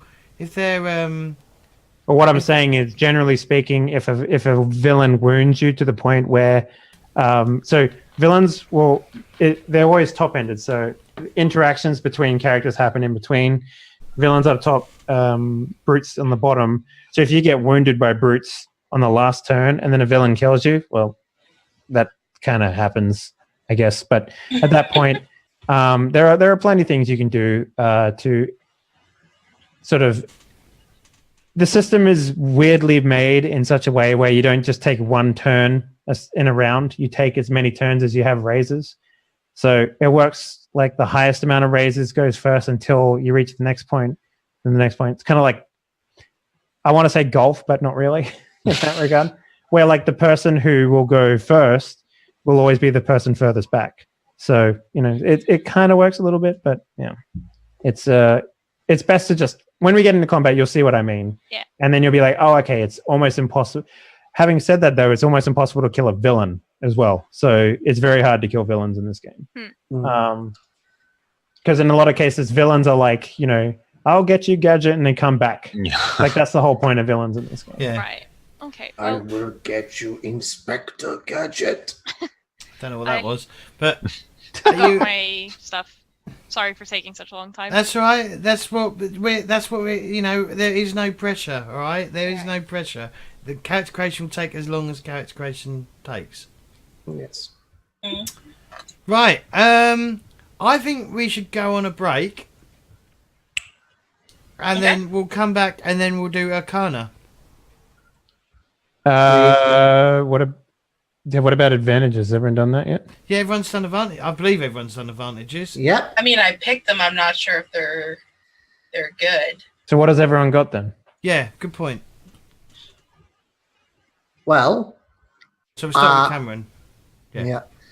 I took Married to the Sea, Eagle Eyes, It's a good one. and then just for a laugh, Able Drinker.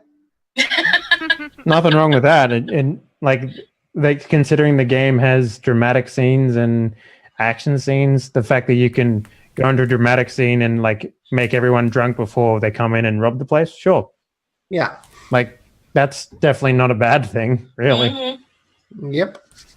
I like that this game isn't just like, pick stuff that makes you really good at combat. Well, I Yeah. tend to do that, but don't worry about me. I tend to Yeah, do but like that you don't too. have to.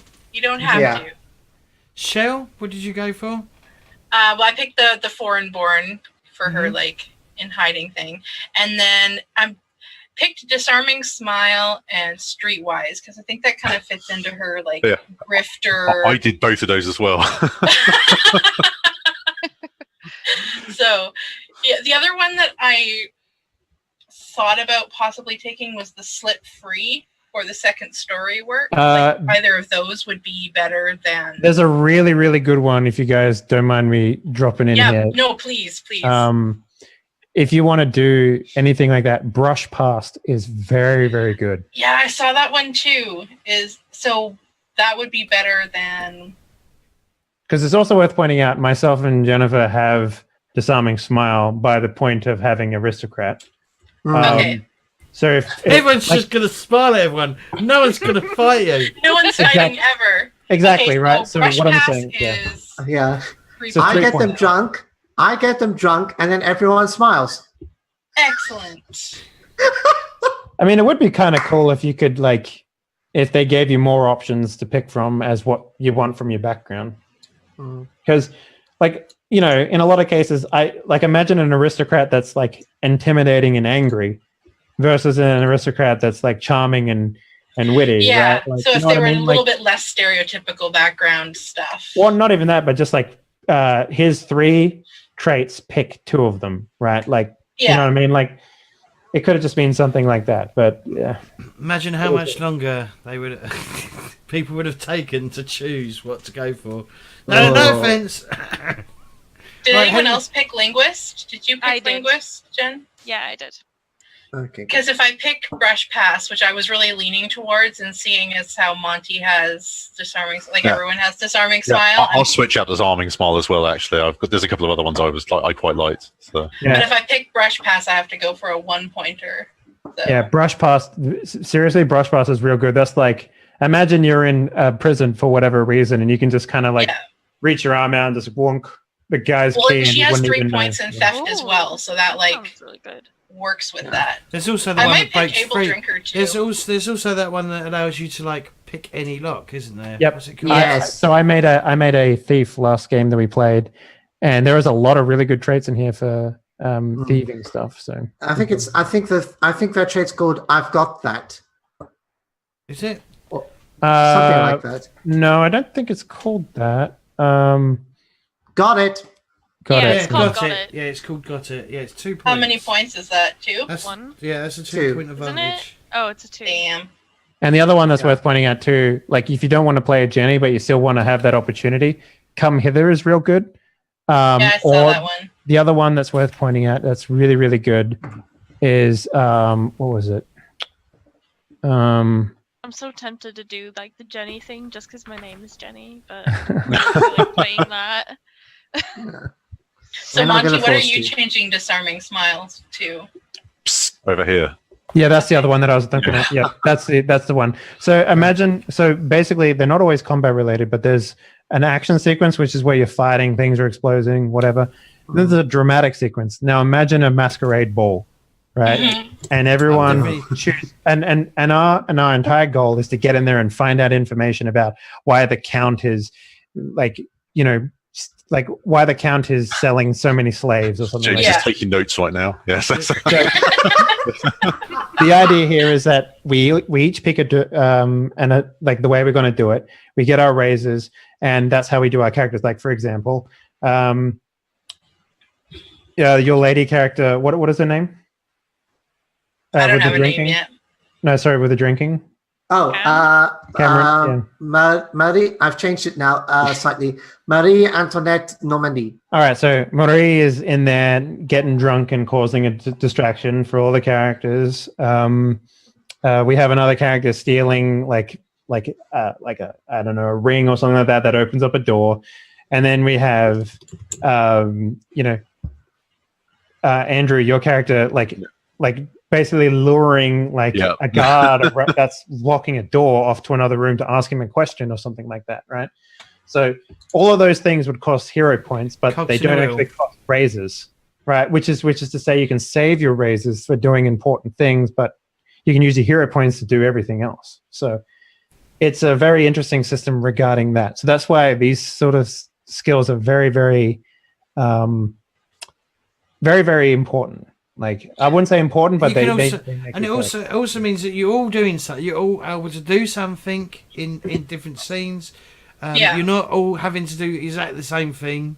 Do you know what I mean? You know, like Henny or Dave just said, you can like do any. You know, you can all do your own bits that needed to be done to get you all into the position where you need to be. Do you know what I mean? You know, like you know, there will be a masquerade ball at some point because I feel like that's part of the setting. It's Yeah, well, gonna considering happen we're all some- aristocrats, it makes sense, right? Or Yeah. pretend aristocrats. So what if I pick Whatever. brush pass and then small? Well, yeah, small is a Whoa. character trait that you can get at very beginning. Like you can only get that at Yeah. character creation. So But I'm thinking that might fit into like the whole hiding type. it's also worth pointing out I'm taking the opposite of that. Yeah. So we're gonna have a very tall character and a very small character. Yeah. Yeah. I was half tempted to take small as well, to be perfectly honest. Well, it Uh, talks about like squeezing into tiny spaces and escaping guards, which just kind of sounds. Yeah. Henry, One what thi- did you go for? It seems I like everyone's picked- just changing what they just said. So, I picked large, sniper, and direction sense. okay. Jen? Linguist, handy, and sniper with a longbow. Oh, handy is gonna be good, I think. Yeah. Monty? I've got Barterer, psst, over here, and Streetwise. Sorry? Yeah. Psst, over here. Oh, I thought you said something weird. And I was like, what? I've What? also got Bartra as a result of my naval officer background. Cool. Yeah. Yeah, I'm hoping to synergize Barterer and Streetwise. Ooh, that's a dangerous combo. All right. I mean, some of you still need to finalise or finish choosing. So if we go to break and then we'll come back, we'll double check everyone's picked their advantages. All right, make sure that everyone's satisfied. Yep.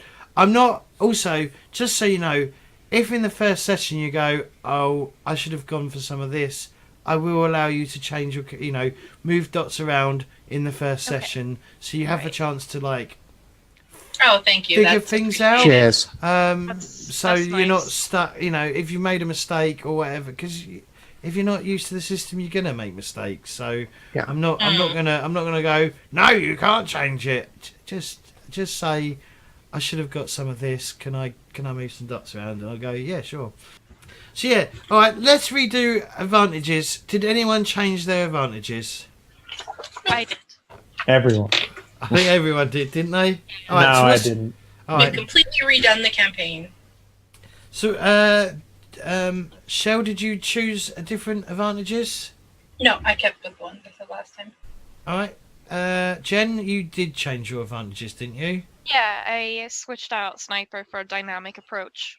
Which is really strong. Yeah.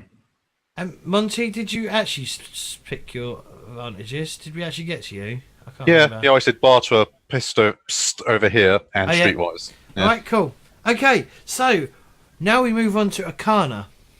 So every hero has a destiny. Your hero is no exception. Pick one virtue, one hubris, your upright cards, and your crossing cards. So what I need everyone to do, and we're going to go around in circles. Hold up. Whoa. Hold up. Why don't we define how this works first, James? Okay.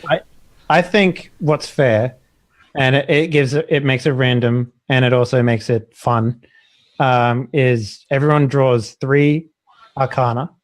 I'm gonna do it one at a time though. All right, I'm gonna go around and do it one at a time. Oh no, obviously yes, but you pick 3 Arcana, Yeah. and you get to choose out of the 3, one of them being your hubris, and one of them being your or whatever the other Virtue. one is. Yeah. Virtue. All right. So yeah. and then the other one won't get used, and then they get shuffled back in, and then someone else picks. Yep. So we'll start with Cameron. Cameron, if you look at this deck over here, it's called Hubris. Do you see Yeah, this? I The see one it. with the. All right. Just Roll for me. clack.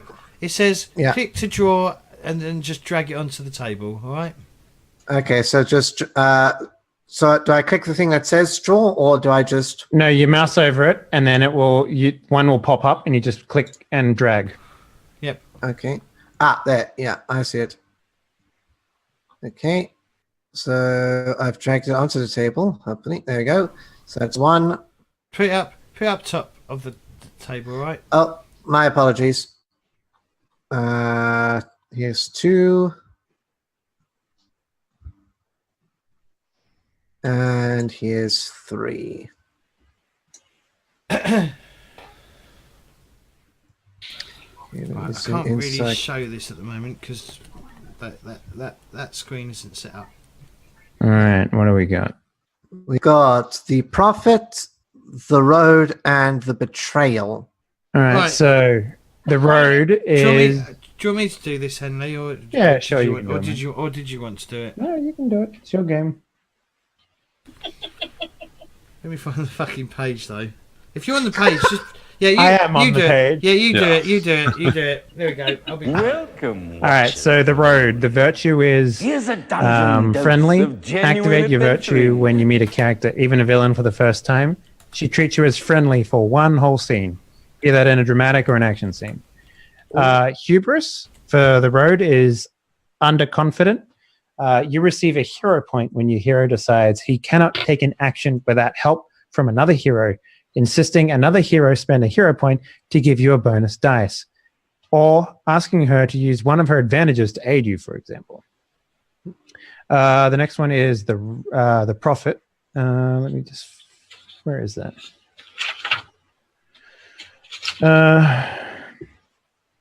I have it here. Yeah, read it out. So your virtue is illuminating. Activate your virtue to know whenever any other character lies to you until the end of the scene. Or your hubris is overzealous. You receive a hero point when your hero strongly defends one of her opinions when the time or place is inappropriate.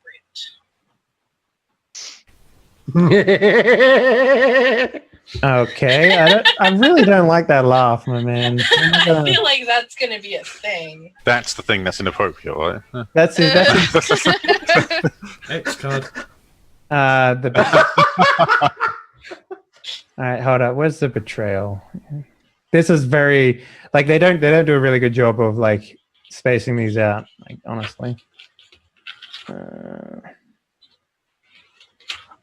like not in any kind of order.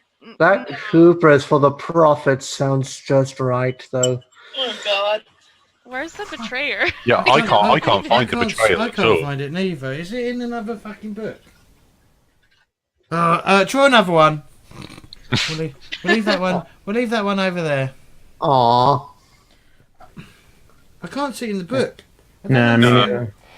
Unless it's in another book, because they did add additional like stuff in other books. Yeah, let me take a look. I can't bother to go looking through all my books.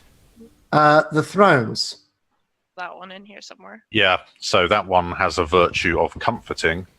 So you activate your virtue to cancel the effects of fear on you and your friends. And it has a hubris of stubborn. You receive a hero point when your hero is stubborn and refuses to change their mind in the face of evidence. Oh God. That one seems real easy to get. Obviously, you pick one card for your hubris and one card for your Virtue. virtue. Yeah. I think it's really down to which one I want for the virtue. So do you pick like the thrones and then you get that hubris Yeah, and if you the choose it. virtue? Yeah. And no, you get one. You either pick the hubris or the virtue, and then you have to use another card to get the other one you didn't pick. Yeah. So I can't have both the virtue and the hubris of the same card. Okay, That's correct. Yeah. So the road would be really nice. Like both the road. Okay, I'm going to tell you now. I'm taking the hubris of the prophet. Mhm. I'm so surprised. Yeah. Shocker. So. By the could way, you this just is all in the PDF. In the PDF is page 156. Merci beaucoup. But that might not be the right page though. But that's where they start. The prophet is actually on page 158. And what are you 100 taking it? And what are you taking as the prophet? Are you taking the prophet as the Hubris. virtue or the hubris? So overzealous, yeah. Yes, overzealous. I am going to have so much fun with that. Oh yeah. Really.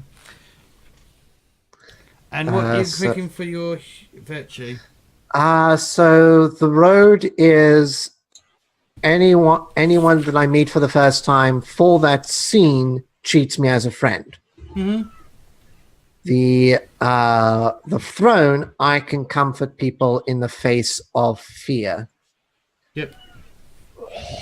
That is actually I'm not gonna lie, that's a really tough choice for me. I'm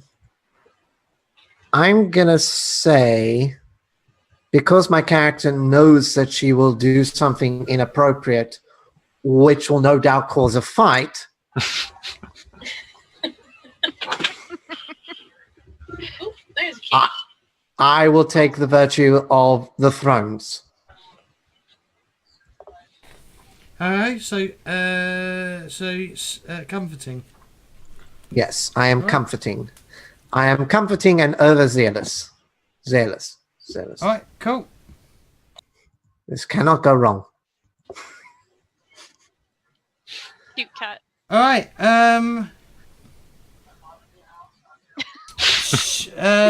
Chelle, if you'd like to draw Sure. if you'd like to draw your 3 cards. Life of a cat owner, don't mind me. Talk about the cat o' nine tails. Okay, come on, kitty. I need to be able to see my screen. Okay, so draw one card. Oh, okay. You just drawn it to your own. I have deck. no idea how to do this. Just mouse over it and click and drag. That's pretty There we much go. it. So It'll like do a beggar- little animation.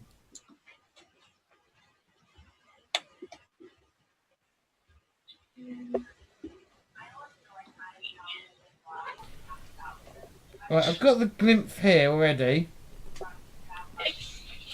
So the glymph card that you've drawn, this one, its virtue is temperate. Is that the right word? Yeah. Activate your virtue to prevent any magical effect, sorcery, artifacts, monsters, etc. from affecting you. And its hubris is superstitious. You receive a hero point when you refuse to solve a problem using sorcery, an artifact, or some other mystical effect that you don't trust. That first one is really good for that. Anyway, the beggars is virtue insightful. Activate your virtue to discover a brute squad's type or know its villain or know a villain's rank and advantages. And hubris is envious. You receive a hero point when your hero covets something and does something unwise to get it. That one is actually kind of cool if you're a thief. So Yeah, that sounds. And then I think we've had the thrones before, didn't we? With Yeah. Yeah, that's the comforting and stubborn. yeah, but that doesn't mean you have to redraw it. I mean, so Yeah. No, just means I know what it means. Yeah. I kind of like that envious hubris because that seems to fit. yeah. So that's the character. beggar then. Yeah. That's And on page then- 157 if you're wondering. Yeah, because I assume that like robbing a noble person during their party probably not the smartest thing. I like the idea that, you know, there's like a really rich tapestry or painting or something, and you're just like, Yeah. All the while, when in Rome. And then I'm gonna pick the glyph virtue temperate. Yeah, that's Prevent really strong. Magic. yeah. And I mean, all the while, I will be insulting the living daylights out of all the nobles because I'm a revolutionaire. Okay. Dave, let me just shuffle. Yeah. Okay, go ahead. All right, card number 1, reunion. Card number 2, the devil. Oh, that sounds like fun. Card number 3, the duel. Interesting ones. All right, I've got the reunion here in front of me. Virtue is exemplary. Activate your virtue and choose another hero in the same scene to pull your raises for the round. Spending That's- raises take actions from your shared pool. That's actually really, really strong, that one. Your Okay. hubris for that card is bitterness. You receive a hero point when you bring up old grudges or bad feelings. When doing so will lead to trouble. That's very interesting one as well. So the devil is astute. Activate your virtue after a villain spends raises for an action. That action fails. The villain still loses the raises she spent. And hubris is trusting. You receive a hero point when you accept someone's lies or lopsided deal. And the duel, where is that boy? I bet it's not in there. I bet it's one of those cards that they've added. Yeah, no, I don't think this one's in here. Let me just keep looking though, just to make sure. The Fool, the Road, the Magician, the Lover, the Will, the Tower, the Beggar, the Witch, the War, the Hangman, Coins, Throne. Not in there. No. Right, Do you want me to have a quick... I don't know what these extra cards are about. coins, cool. All right. Oh. The ferryman. For the ferryman? Oh, coins for the ferryman. I see. Yeah. Virtue, adaptable. Activate your virtue to take your first action before anyone else in the round. Oh, that's actually kind of nice. That sounds. Relentless. You receive a hero point when you refuse to leave well enough alone and quit while you're ahead, and it gets you into trouble. Okay. What was the reunion? Was exemplary. Yeah, that one's really strong though. And the devil was something about a villain, so I'm not so fond of that one. Okay, I think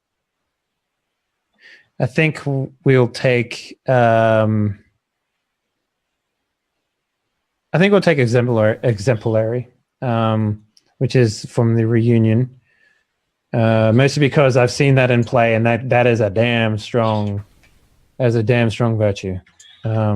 Basically means like, let's say myself and Andrew, like we're fighting back to back. We can pool our stuff to do a lot more interesting abilities in combat, or we can work together in a dramatic sequence, for example, and have the same pool. But like, we could both be sneaking, and you're terrible at sneaking, but we can pool our stuff together so that we're both sneaking. It's just it just makes a lot of sense for a lot of ways. And for hubris, I really what was the devil? Trusting. That sounds good. I mean, you accept somebody's lies or lopsided deal. Yeah, that does. So would that count every time he believes that I'm from Innismore? No, it's once per game. It's once per session. Yeah, once per session. So then we've got. So that was the devil. The coins was relentless. That doesn't sound like me. And the reunion. Oh, I've already picked the reunion. All right, so we'll go with trusting. I can also, just so you know, I can also activate your hubris as well. Yeah. I will give you will get a hero point for activating it. Do you get to?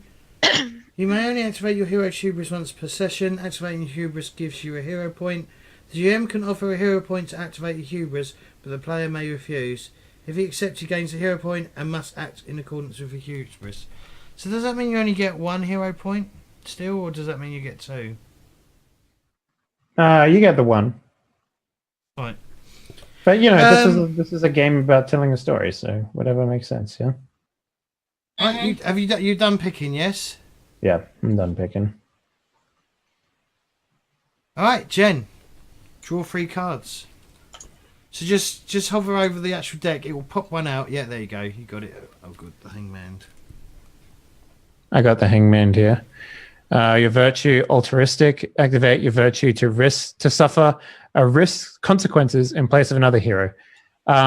So what that means, in case you're wondering, during a risk, which is to say an action sequence or a dramatic sequence, there are risks. Mm-hmm. And what that means is, like, if we fail to do something or pay off a risk for whatever reason, you can step in, take the brunt for another character. The hubris is indecisive. You receive a hero point when your hero takes an action to pause in hesitation. What?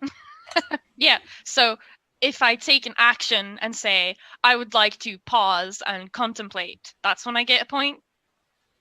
Yeah, hesitation, doubt, or uncertainty. So maybe, like, I don't know, hurting someone for the first time might sound like a good time to do a pause or something. Mm-hmm. Or when you come to a fork, you don't know if you want to run left or right, and you pause. Yeah, we're running over a bunch of like rooftops, and then everyone jumps, and you're like, oh, whoa, wait. All right, yeah. The magician, virtue, willful. Activate your virtue and target a villain until the end of this scene. You cannot spend hero points, and the villain cannot spend danger points. That's really good. And the hubris, ambitious. You receive a hero point when you chase after power, and the deal you're after is dangerous or causes trouble. Okay. And then the glymph is, we've already had the glymph before. Yeah. I'll tell you right now, the indecisive one sounds really fun. I like it. Which one was I'm not gonna lie. Hanged Man? That was Hanged Man, yeah. Yeah, I liked indecisive because it goes also with who I am. It'd be easy for me to roleplay that.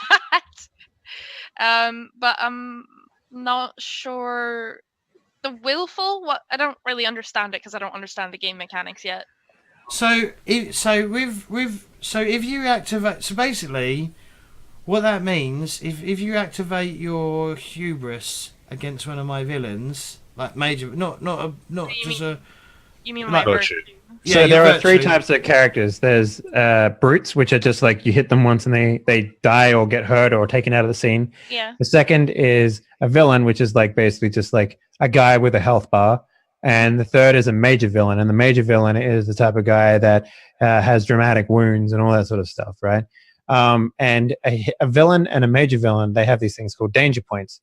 And danger points are the equivalent of our hero points. So basically, they can be used to do additional damage. They can be used during, like, one of the things James can do is, like, we have to get to 10 points, make 10 points to get to a raise. James can make it 15 for the scene, right? And you can just say, oh, not really, because I used my willful magician virtue, and you can't spend danger points to do that. So But you can that basically means stop him from doing things. that means that I can't spend hero points either. That is correct. Correct. Yeah, that's the sacrifice you're making to make sure that they can't do it either. But it doesn't. It only affects you. It doesn't affect the other people in your team. Okay, all right, yeah. So that was that virtue. Well, I'm gonna The glyph. Honestly, when we got the glyph the first time, that sounded really strong. But that's like sort of if James gets into the magical territory of the game, and I'm not sure if he's going to take it there. So that's That I will. I mean, people have picked sorcery, so I've got to go in that direction. So yeah, so it will go in that direction. Okay.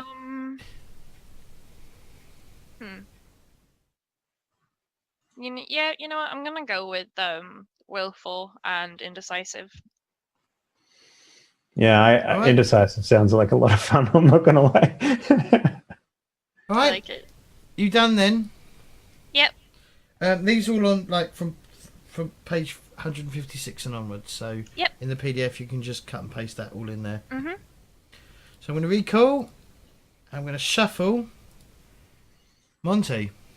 Right, let's do this. Oh, the sun looks cool. Hey, look at that! You got two cards. Betrayal is something that's not in there, so just Yeah, draw re-roll. another one. Yeah, that's another one that's not in there. It's I'm going to check the other books because I wonder if it's in the some other. I just took a look. I couldn't find anything, so. Right, okay. Suddenly put in the hero. All right, let's take a look here.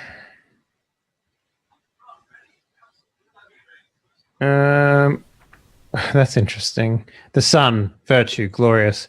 Activate your virtue when you are the center of attention. For the next risk, when you determine raises, every die counts as a raise. Whoa. Okay. Wow! That seems super Wait. good. Say that again. So if he rolls 8 dice, he basically gets like 8 raises. Like, So- because normally you only get a raise for every Yeah, set of 10 you make. Yeah. But I can just go, I rolled this number of dice. That's how many raises I get. Oh, But that also probably means everyone will be targeting you because you become the center of attention. Yeah. yikes. The hubris for that is proud. You receive a hero point when your hero refuses an offer of aid. For example, if a hero tries to spend a hero point to give you a bonus die and you turn them down. Let's see. I haven't. The hero. Virtue, courageous.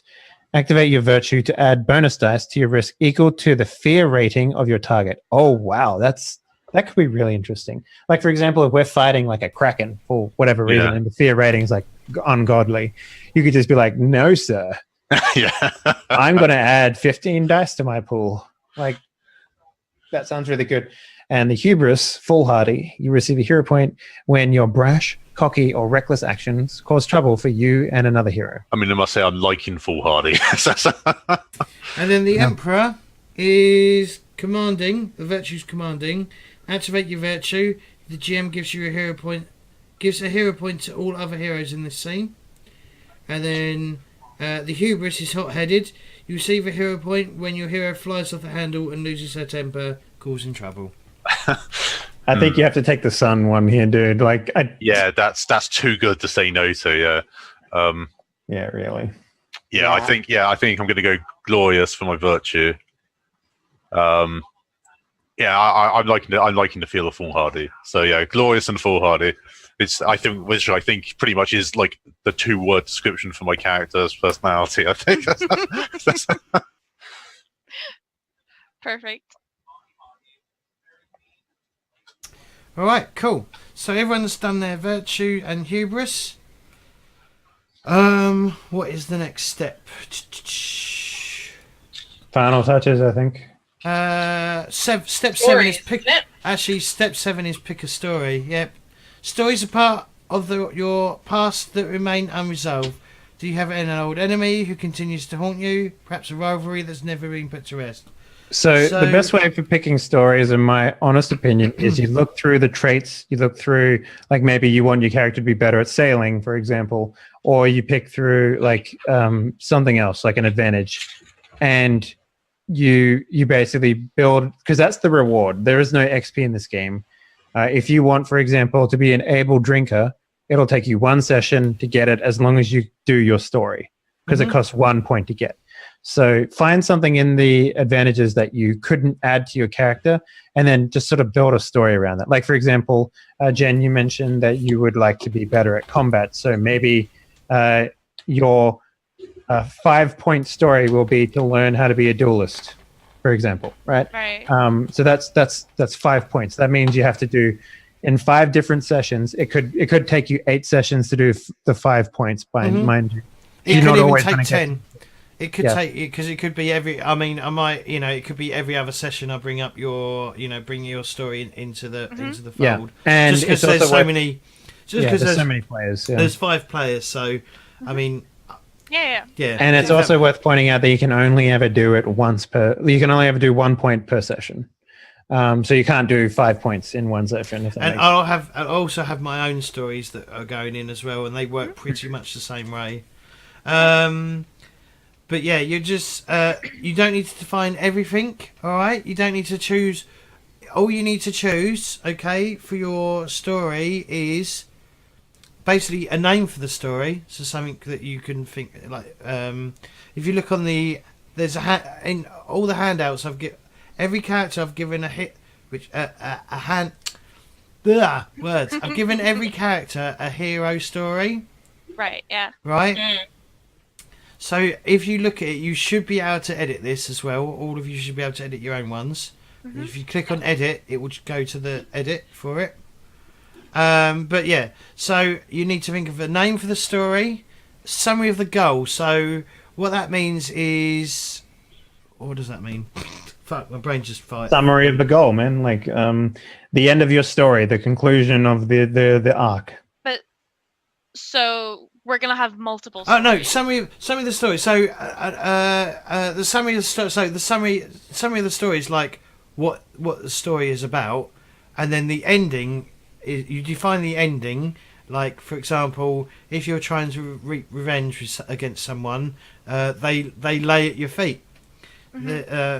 Gaston of the Royal Guard lays at your feet, defeated, and then the reward is what you want to get out of it. Now the way you can only ever have one story unless you have the trait to have more than one story. Now the reward, the way that it works. So the number of steps relates to what you need for the to get that many points. Fuck words. So for example, right. So raising a skill from 0 to 1 is 1 point. So that's a 1 point skill. So 1 point story. So you only need to achieve one thing to unlock that skill. To unlock a skill, right? So for example, if you're doing say if you wanted to do the dueling academy, that's actually 5 steps because it's a 5 point background. So each point is related to a step. But you don't define all those steps straight away. You only need to figure out the first step. Then we play the first step in the game, And once you've completed that, then you think of, right, what's the next step? Okay.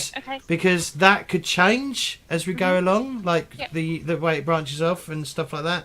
And the other thing you might want to think about as well with your stories is try not to spread them all over the fucking world, because that it may make it really hard for me to like complete those stories. All right.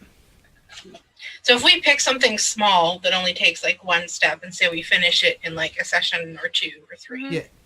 then we start another story? Yes. Okay. Yeah. I think I have something called second story work. That means so. The second, what that means is that's breaking in. That's getting in. You can sneak someone in.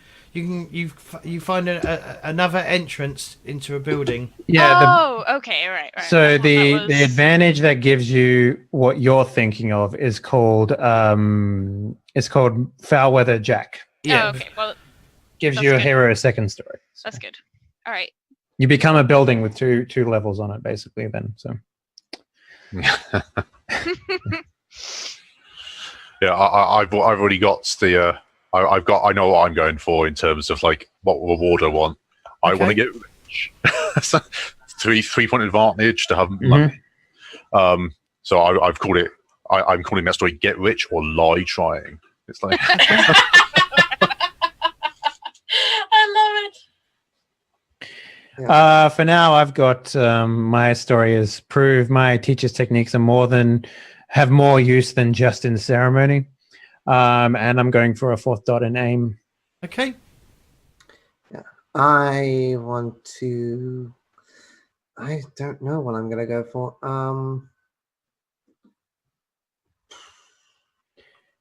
I mean, one of the best ones you can do is like maybe pick a 2-point talent, right? Because the 2-point talents are, in my opinion, the most useful of all the talents. So not talents, advantages. Yeah. And you can just have that be like a part of your character. Like, Okay. like for example, stare down might be useful to you. Perfect balance might be useful to you. I've got that already. Yeah. Well, what about like I don't know, leadership might be good for you being on a boat. Connections, indomitable will.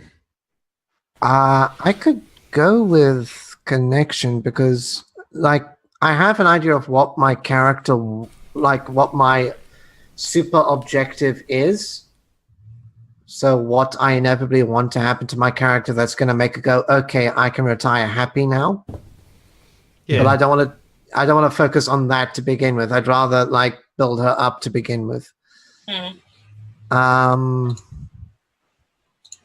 I'm gonna. Do I not have that?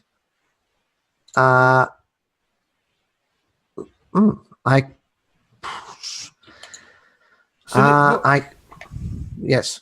So what these stories basically do, so rather than getting, so as Henry said, so rather than getting XP at the end of every session and then spending it, this actually like encourages it takes a lot of work off me, so I can be lazy, but not lazy because I still need to like weave it all in, but but it takes a lot of the pressure off me when it comes to like filler, I guess, like stuff that, you know, I've got, like I will try and do at least half or 2 people's stories every session if I can, maybe 3, and I will make it as fair as possible. I won't be like one person then the same person next week. It will be like I will spread it out, but I will also try and do it like logically as well.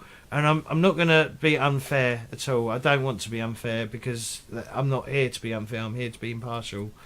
And but yeah, it just adds flavour. I also think as well that making the story actually work with what you want to get out of it makes it better as well. So say if you want to improve sailing, then or like Henry just did with his like, I want to prove my masters, you know, my duelist teacher stuff can be used whatever. I can't remember what you was going for. Outside of ceremony, basically. Yeah, so So essentially, at the end of a session, you don't necessarily have to define what those points are going to be, but you can say, "Yeah, I talked to that NPC about finding out a place where I can go and enter a competition, or whatever, like a combat competition." You know, so that would be a point towards my proving that the master's or the teacher's dueling style works in combat. You know, like proving it in front of people, proving it in a big arena, like things like that, right?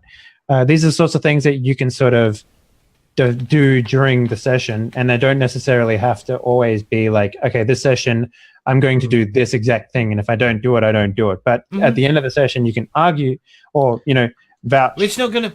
There's not gonna be arguing. You are gonna know if you're doing your story or not, because it will be. I will bring it up. It will be. Yeah. I will deliberately put it in there to be part of the story, if that makes any sense. But it also, but the outcome might be different than what you expected. So that's why you don't do more. That's why you don't do more than one step at a time, because you might get information. It might lead you somewhere else, or to do something else, which will then be your step 2, if you know what I mean. Yeah. And then it becomes quite fluid and give and take and stuff like that. So I think. Even though some people, I have struggled with this when I ran it in real life once, and they didn't understand the stories, and they couldn't get it. But yeah. I just wanted to quickly ask: Is it possible to increase? Is it possible to increase your traits? No. Through a story? Yes, actually, Yes. you can add 2 more trait points, I believe it is. As like reward. Yeah. Well, no, you can specifically do a story to do that, I believe. One second here. I'm confused now. Because Don't worry. otherwise, what I would aim for is either I would try to increase my weaponry to 4. Okay, so Requires a 4-step process to shift a single rank from one trait to another trait. To get another trait, requires 5 steps. To increase 1 rank, this can only be done twice. So you can do it twice in the entire story of your character. Okay. So you can get 2 more points, essentially, for 10 story beats, basically. So, For traits. yes, for traits. Okay. But if you want to move one around, for example, if your character loses an arm and you become less you have less finesse because of it, then you can spend a point like retraining yourself to have a higher resolve instead, right? These are things that you can do as a character. So. Fair enough. So what are you confused about, Jen? No, I think I managed to clear out in my head. The goal and the story is basically the same thing. They were 2 different aspects of something. Sorry. Go. This could be fun. I'm gonna go for. Actually, no. Never mind. Sorry. Well, why don't you just elaborate and let us help you find? I've taken those 20 questions that James asked us, and my character really hates I think it's the Avalon Trading Company. Sure. No. The what? They're called the Asabian Trading Company. Asabian Trading Company. So she used to work for them, and now this is her saying "fuck you" to them. That's my plan. So, my goal would be to, my end goal in the story would be to significantly weaken them, because I know I'm not going to destroy them. That's not really something that's an arc of an entire campaign. Yeah. That's not a personal story. A personal story is about maybe you realize you're not so good as a captain, but that'll further make you move towards that end goal, right? Imagine this is a chapter in a book more than the book itself. Right. Okay, the entire book could be about how you're getting revenge on this trading company, but the one chapter is about you and your crew getting to know each other and working better as a team. Right. That's what a story is. What was your initial story? Sorry, because I was getting the name for you, but Oh, me. Yes. So I was actually saying that the Azeroth Trading Company has kidnapped my lover, and that's why I want to bring them down. That was like my whole, All right. campaign. Yeah, no, plan. that like I said, that would be more of a campaign story rather than a personal Yeah. story. So yeah, Henry is correct.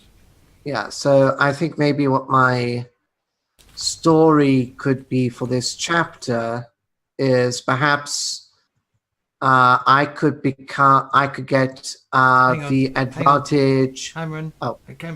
It's not for the chapter. It's for your story. Yeah. It's basically your Oh. XP, basically. Oh, because I was going to say maybe I could try and go get friend at court. What's that then? So you want to try and make a friend in a high place, maybe via a favor or something like that, right? Yeah.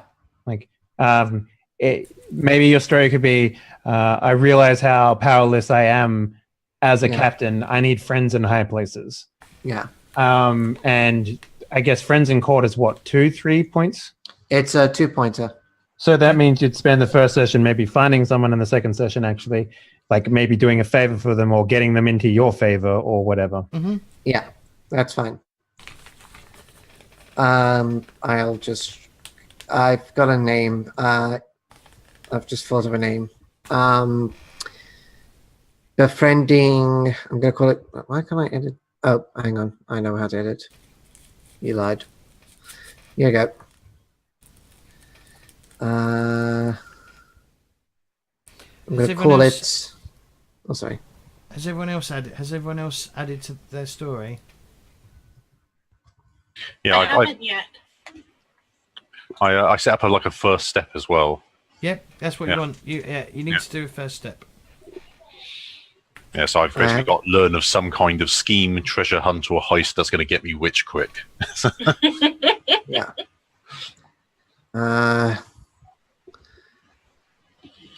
Is aristocrat? What is it called? Aristocrat. How many points is that? Monty, and is that one you can only take at the beginning? Can you see the hero? Can you see your hero's story? Yeah. I can. Yeah, the other handout. Yeah. Yeah, Oh, yeah. you I've edited that. Yeah. Hang on, I couldn't see it. Hang on. I've probably got it. Okay, I've got too many pages open. That's why. Yeah.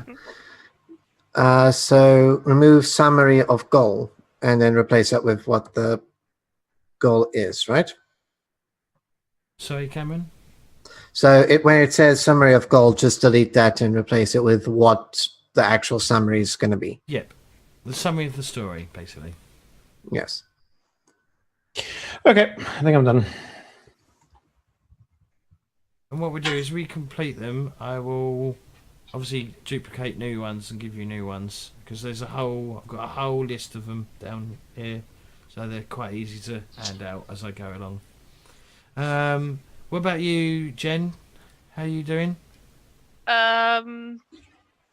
Very indecisive. Awesome.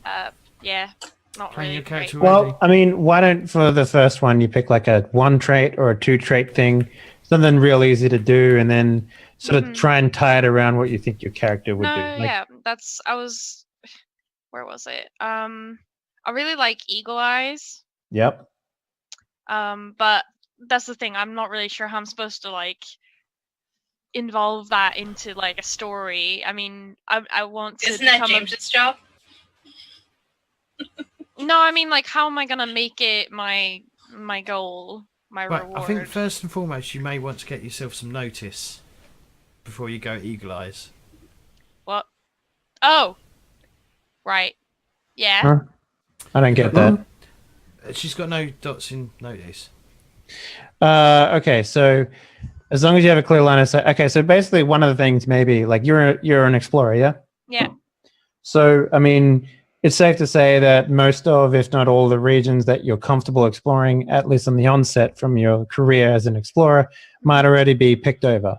Perhaps you can prove or maybe try and find something that a lot of people overlooked, for example, that has something to do with notice and eagle eyes and stuff like that. Okay, yes, but yeah, the logistics of it. How do I write that down into a goal or a story? That's what I'm kind of confused about. But I can, if we need to power on, I can look into. Well, I mean, so after. the thing is, your reward doesn't necessarily have to correlate with what you're doing. Oh, I mean, it can, but it doesn't necessarily have to. It does make more sense if it does correlate to. Yeah, It does, yeah. Like, but for example, for example, it could just be eagle-eyed. Doesn't necessarily have to be like a sightline or a distance vision thing. You could just say like maybe you can spot a liar out of a crowd, or you can spot a con man or something like that. Right? It doesn't necessarily have to be about any of that sort of stuff. It could just be like you're going to keep your eye open for opportunities. However you want to put it. Yeah. Yeah. Well, I mean, so easy would be to just say I want to up my notice as a reward. Okay, so that'll be what's your notice at right now? 0. Nothing. Okay, so it'll go to 1, so it'll take you 1 session. So that's fairly easy to do. Yeah. And you can just say, I'm going, like, you could write something along the lines of I'm cautious. I'll be cautious going forward, and I'll be sure to notice things before they affect me, or something like that, right? With the especially with the skill ones, it's kind of like you can justify them however you like in a lot of cases. So.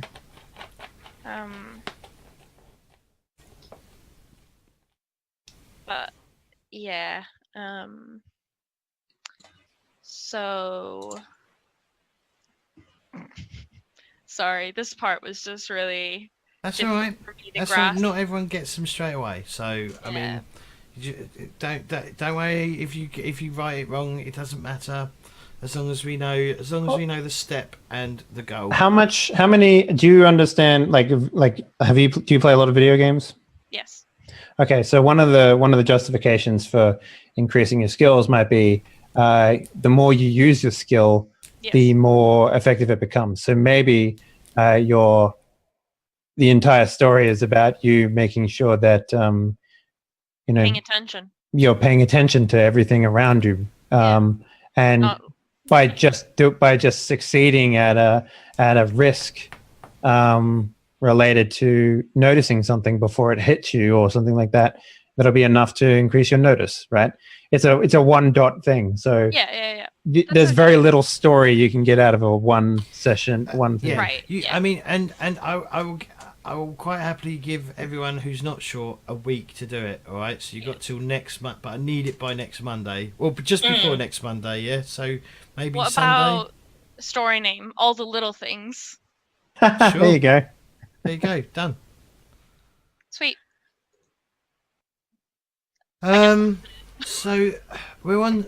I'll move on to the final step. I think everyone done it. Chelle, have you done a story or thought of a story? No, not yet. I did think of one though. I want to get the got it advantage. Right. Nice. That's a good one. That makes a lot of sense. Yeah. How many points is it? Like 2 or 3. It's a 2-point advantage. Okay, so that's two. So it's a 2-step story. Yeah. But you only need to think of one step right now. Oh, practice makes perfect, right? Like attempt to break into something or something like that. That's kind of what I was gonna say. Is like that'll be one of those things, like Henley was saying, where it's you just keep practicing at it. So it'll just be a point of like her making a point to practice picking locks, even if it's not necessarily to like crack into a safe to steal something. It could just be like, while she's hanging out, I'm gonna lock my door and then open it. Okay, cool. I think it'll be a bit more dramatic than that, but yeah, we'll figure that out. I mean, like James, like don't fall into that trap because stories don't always have to be dramatic. Okay, all right. They just have to be an aside from the main story. All right, interesting then. Yeah. Okay, so we're actually on to the final steps. Magic. So finishing touches. Once you've gone through all these steps, you're ready to do a few little things. Then you're ready to play. So yeah, so everyone needs to sort out their magic. Cameron needs to sort out his ship. That'll be a joy. Are you calling it the long-winded? Is that where we're going? Yes, and I looked up what long-winded is in French. The ship is the Le Verbou. Brilliant. And you expect me to pronounce this how? Parentheses long-winded, right? Like, Yeah.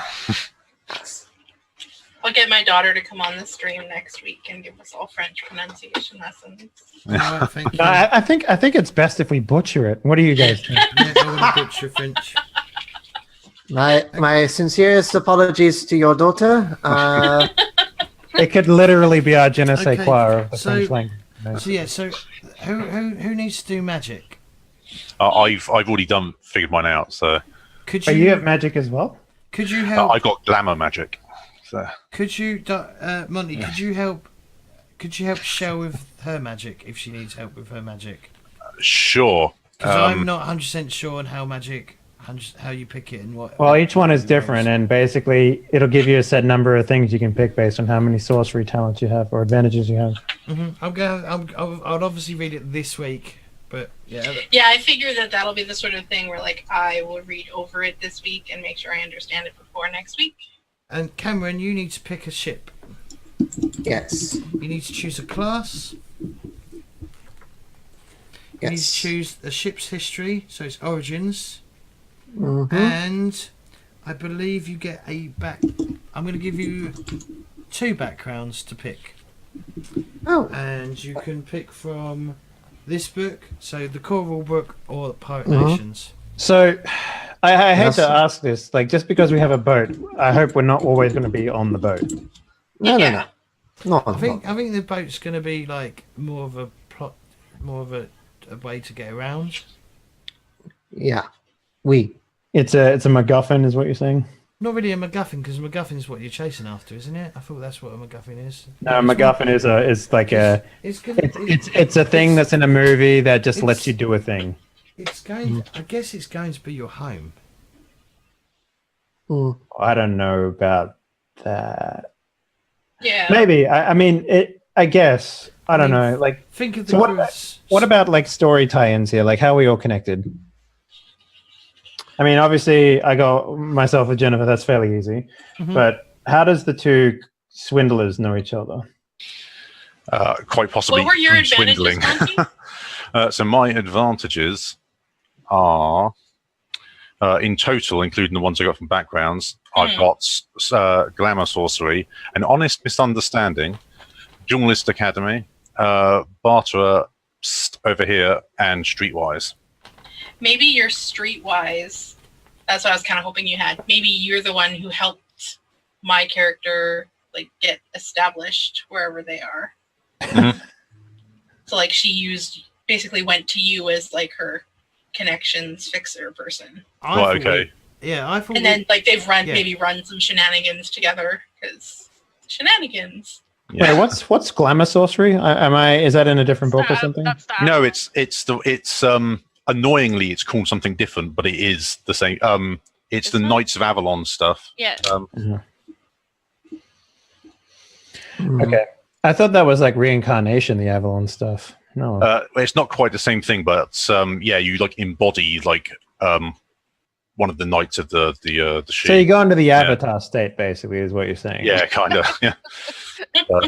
Yeah. So I basically call on their abilities to do stuff. Yeah. Mm-hmm. Just channel them through me, type thing. Avatar stuff. Yeah. Is there nothing else I need to fix? You need to think of a name. Yeah, well, I'm gonna work out. Like, I haven't fixed the traits quite yet. So I guess Jennifer, your character would know the captain then, right? Like, is that the same ship that you So worked on? I- Like, how does that work? I thought Monty and Chelle character convinced Jen's character to fuck off and stop. Go explore the world. I thought that was the agreement or whatever. Mm. There were So bad they probably- influences. So they probably hired Cameron's character or hide his ship or whatever. I don't know. And then you caught up with them Yeah. when you were sent to. I thought that was Looking what. for me. I thought that was the discussion anyway. I thought that was in the discussion anyway. Yeah. No, I mean that's fine. But so let me ask you this then, Jennifer. What was the reason you gave my character to not take you back home? I convinced you that you could achieve your goals on this adventure with the other people, possibly. Well, I like to believe, like up until this point, I've been a very family-orientated man. Like I've been, I guess, to the throne, to the most, Loyal. like Yes. loyal. You know. Yeah, loyal. So I would like to believe that there is something that you do. Wouldn't necessarily say I have goals, Mhm. per se, like outside of the family, right? So maybe whatever your goal is doing, I see as something that's worthy of doing, if that makes any sense. So, Mhm. do you have any idea on what that might be? No, I mean, what I see, I haven't decided on a name yet. What I see her doing is just really wanting to find unexplored places and just like growing and, you know, just leaving behind all these noble things like, you know, etiquette and all this kind of stuff. Just really embracing, you know, not slum life, but like things that are better than nobility. What if she hasn't convinced you yet, and like you're basically sticking around because you're like, I'm going to dog her until she I mean, yeah, agrees because to come home. That's a very You don't have to be all on board yet. Yeah. So that's sort of where I was gonna lean the character, to be honest with you, because I don't see it as like maybe we're far away from like. So that really comes down to the question, like I guess if I take a look at this map real quick, because I actually don't know where things are in the world in comparison to other things. So let's take a look here. So if our capital is like, where is it? Which map are you looking at? The map on the screen, like the world Ishmael map. is this one. It's So not the what easiest to if see. what if you're like somewhere, I don't know, down here, like it's a distance Yeah. away. Yeah. And it would be like hard for me to take you back unless you're willing, or I don't feel comfortable taking you back unless you're willing. Yeah. So maybe part of what I'm doing out there is convincing you to come back, and you're convincing me to not take you back. Yeah. As like, I don't know, how does that sound? No, that sounds great. That sounds So great. how I think did that would make for some interesting role play opportunities. yeah? So how did I find you? That's the other question I had. Because that's like a long way away, right? It kind of depends where we're all gonna be at when you find me, right? Yeah, I mean that's really a question for James. I imagine it would be far away from where we are, or where I need to take you back to. Well, I mean, I'm not any good at hiding. Was it through rumors? Did you leave a trail of destruction or no, carnage? I'm assuming She's wealthy. She probably left a trail of fucking gold. Yeah, I mean, I'm not very good at being like hiding or being stealthy or anything. So, You're not a rogue yet. I'm not a rogue yet. Well, this is more for James's like benefit here. Like, is there other people that you, in your attempt to become more roguish, screwed over, or were there people that you left in a fray? Like, did you leave a huge debt somewhere that you didn't pay, or like? If you're working with us, or we got you to work for us without you knowing, the answer is yes. You screwed some people over. The answer to all of that is yes. I also like the idea that if I can find you, and I don't consider this character that I'm building to be incredibly intelligent. He's more like capable of taking. Did you take the small trait, or was that Rachel that took the small trait? I took the small trait. Okay, so I think my character would be more than capable of taking you back. Whether he wants to or not is like irrelevant, I guess. Right. Okay. So I guess at this point, like it would be if I could find you, then other people from the family could also find you. Right. Right. Yeah, So I would imagine it'd have to be something fairly obvious, to say the least. Like, a couple of questions here and there, a couple of, greased palms, and all of a sudden there you are, poof, you appear and I find you. Like, I was thinking, I don't know, I've not decided on it, that I could have a lover that I left behind.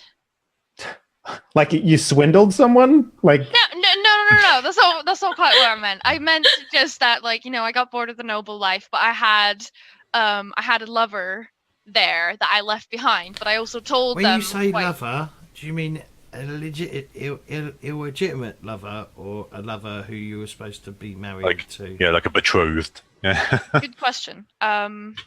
I didn't. what think about that if it was like some Because sort of I mean, because arranged marriage? I think arranged marriages, especially in the nobility, would definitely be something that Yeah. would still be taking well, place. that raises another question. How did you get off the island? Because we're on an island, right? Well, I'm a good sailor. It's called these ships. They're called ships. Interesting. Okay. Yeah. Well, I was prob- wondering maybe if you bartered your way off or something like that, and you Yeah. didn't pay them back or something. Like that could have been something else. Possibly. Yeah. Well, that you could be tied to my ship as a result. Yeah. I mean, potentially it could be how you met me as well. I mean, I'm from Avalon, so perhaps, like, you know, it's like that's how we met up, sort of. I mean, heck, she could be working off her debt for the passage, and that's why she's still on the ship. I'm rich. What do you Yeah, mean, she's debt? rich. What debt? Oh, right. Yeah, the rich trait generally means that you always have money to spend. Like, and money is immaterial in this. Like, you don't have a Yeah. gold pile that has a number.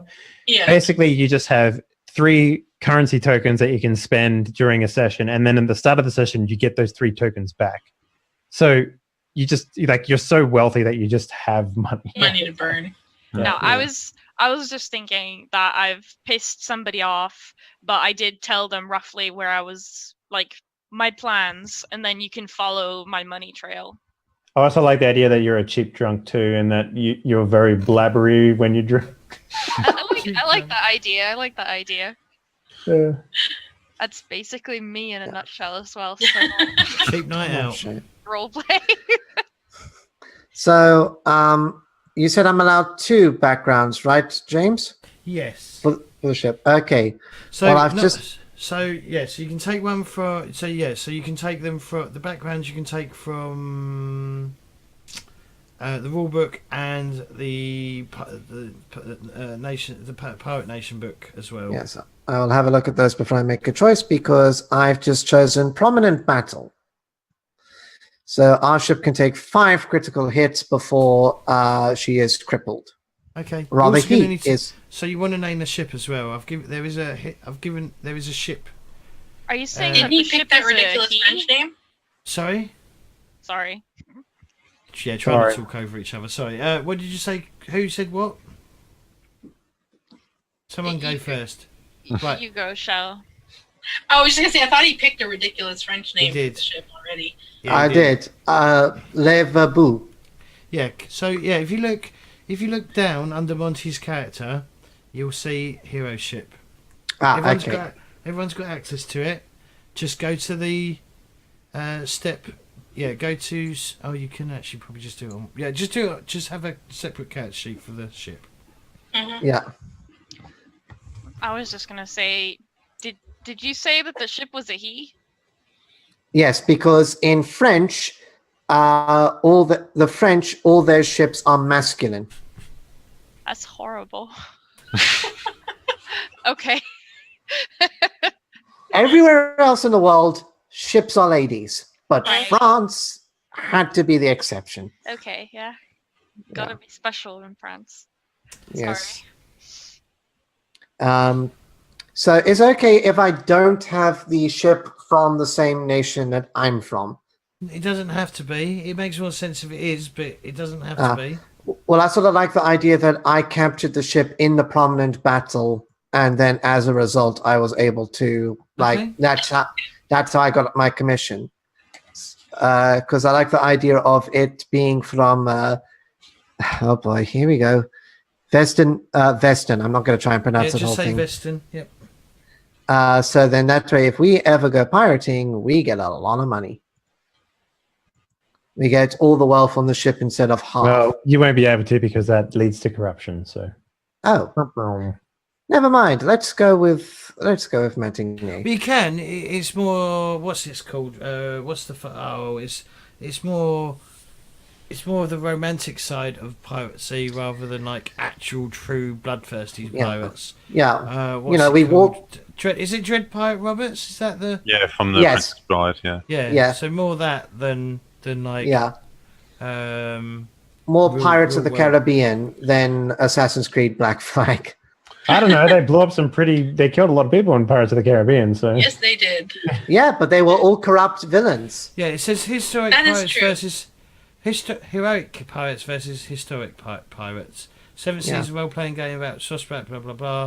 In this game and this book, we strive to portray how one can be both a pirate and a swashbuckling hero. This is on page 15 of the. I'll let you read it anyway to yourself, but yeah, it's on page 15 of the Pirate Nation book. Yeah.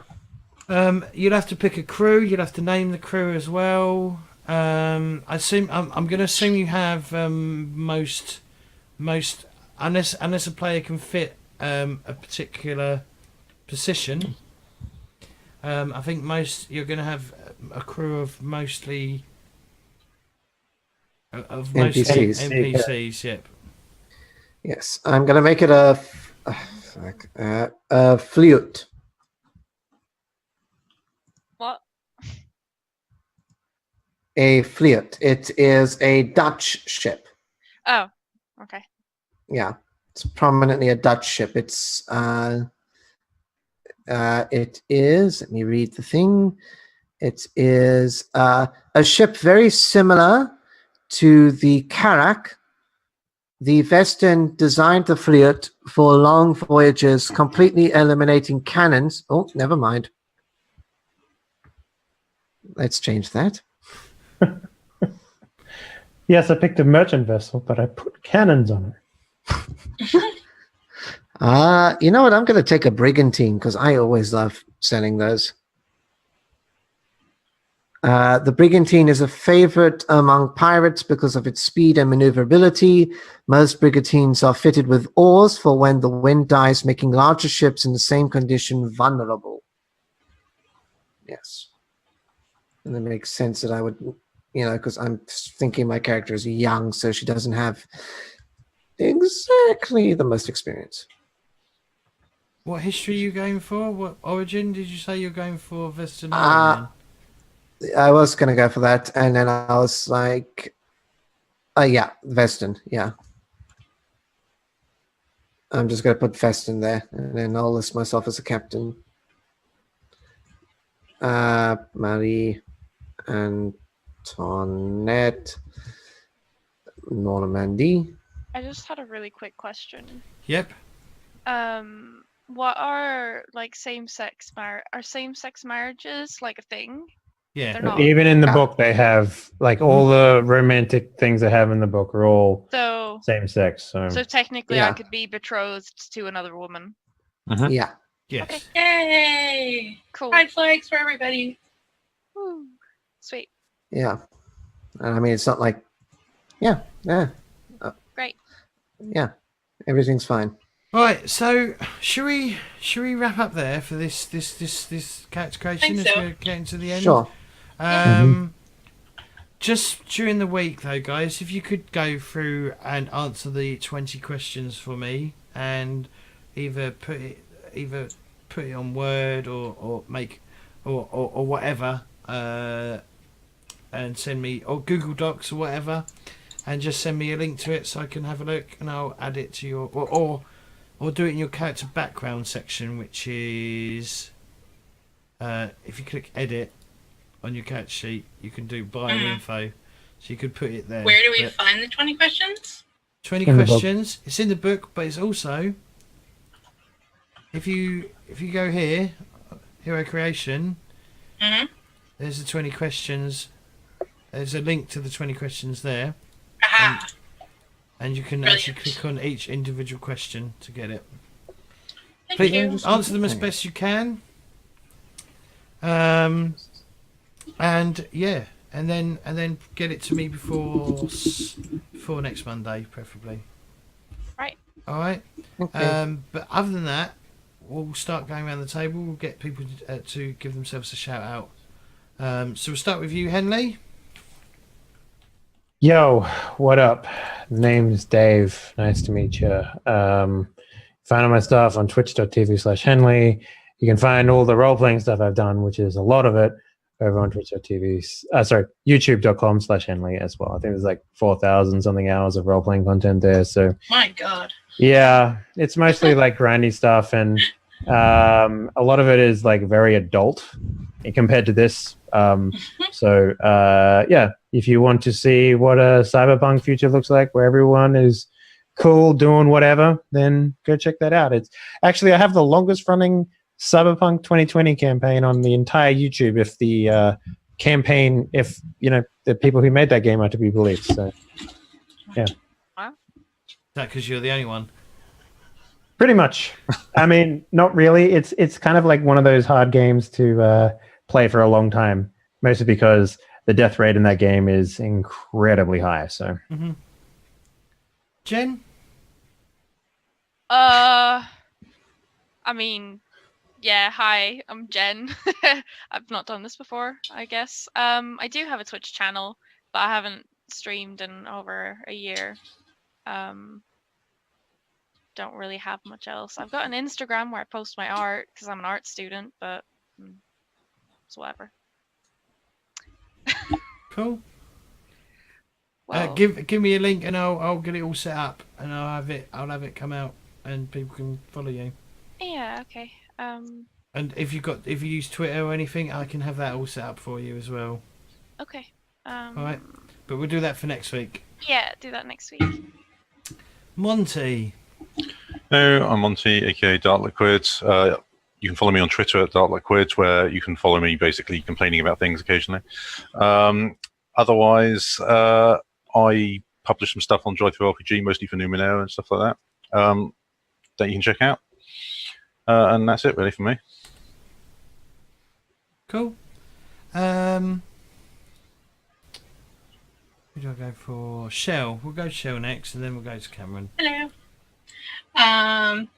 I'm new to this whole live streaming thing, but I do have a Twitch channel because I think live streaming video game playing is fun. Probably mostly Mass Effect and Elder Scrolls Online, probably. I have a Twitter account. It's under this same username that's on the thing there. And I have an Instagram account, which is just a lot of food, like just only food. It's called West Coast Plate. There's a link to it on my Twitch channel thing. All right, I'll get that sorted out for next week as well. I'll get that all. I'll get proper shout outs sorted for next week. Excellent. Cameron. Hello, I'm Cameron Harrison. I'm not normally late to these things. He's always late. Shut up. You can find me here Mondays. Generally speaking, you can also, hopefully sooner or later, you can find me Wednesdays on the Dragon Turtle Games Twitch channel, playing the upcoming cyberpunk RPG system Carbon 2185. I'm also an aspiring writer trying to make his own RPG system and writing his own novel series, so that's always fun. And if you think I'm funny, I also generally hang out on with Pale in the chat of the wonderful artist on Twitch, Spooky Draws. All right, thank you. All right, everyone. If any of you want to support the channel, do consider either following it if you aren't following Twitch. Twitch Prime. Or yeah, using Twitch Prime if you've got Twitch Prime, or even subscribing to me on Twitch. Yay! Or if you don't like using Twitch to support people, then I have a Patreon as well. Don't forget my social media. Follow me on, well, if you want to join the Discord, probably most of you in chat are probably in the PTG Discord, but if you want to talk to any one of us, we're all on that Discord. Follow me on Twitter for updates when things go on Twitch, when we're going live on Twitch and when videos go up on YouTube. And my Facebook page is pretty much used the same for the same reasons. And if you're not following me on YouTube, do think about liking and subscribing to me on YouTube as well. I haven't got 4,000 hours yet. But You'll get there. it's- All you gotta it's do so- is just play more games. It's slowly getting there. Yeah. But other than that, we're going to say bye to YouTube because we'll see them all next week. Bye. Bye, YouTube.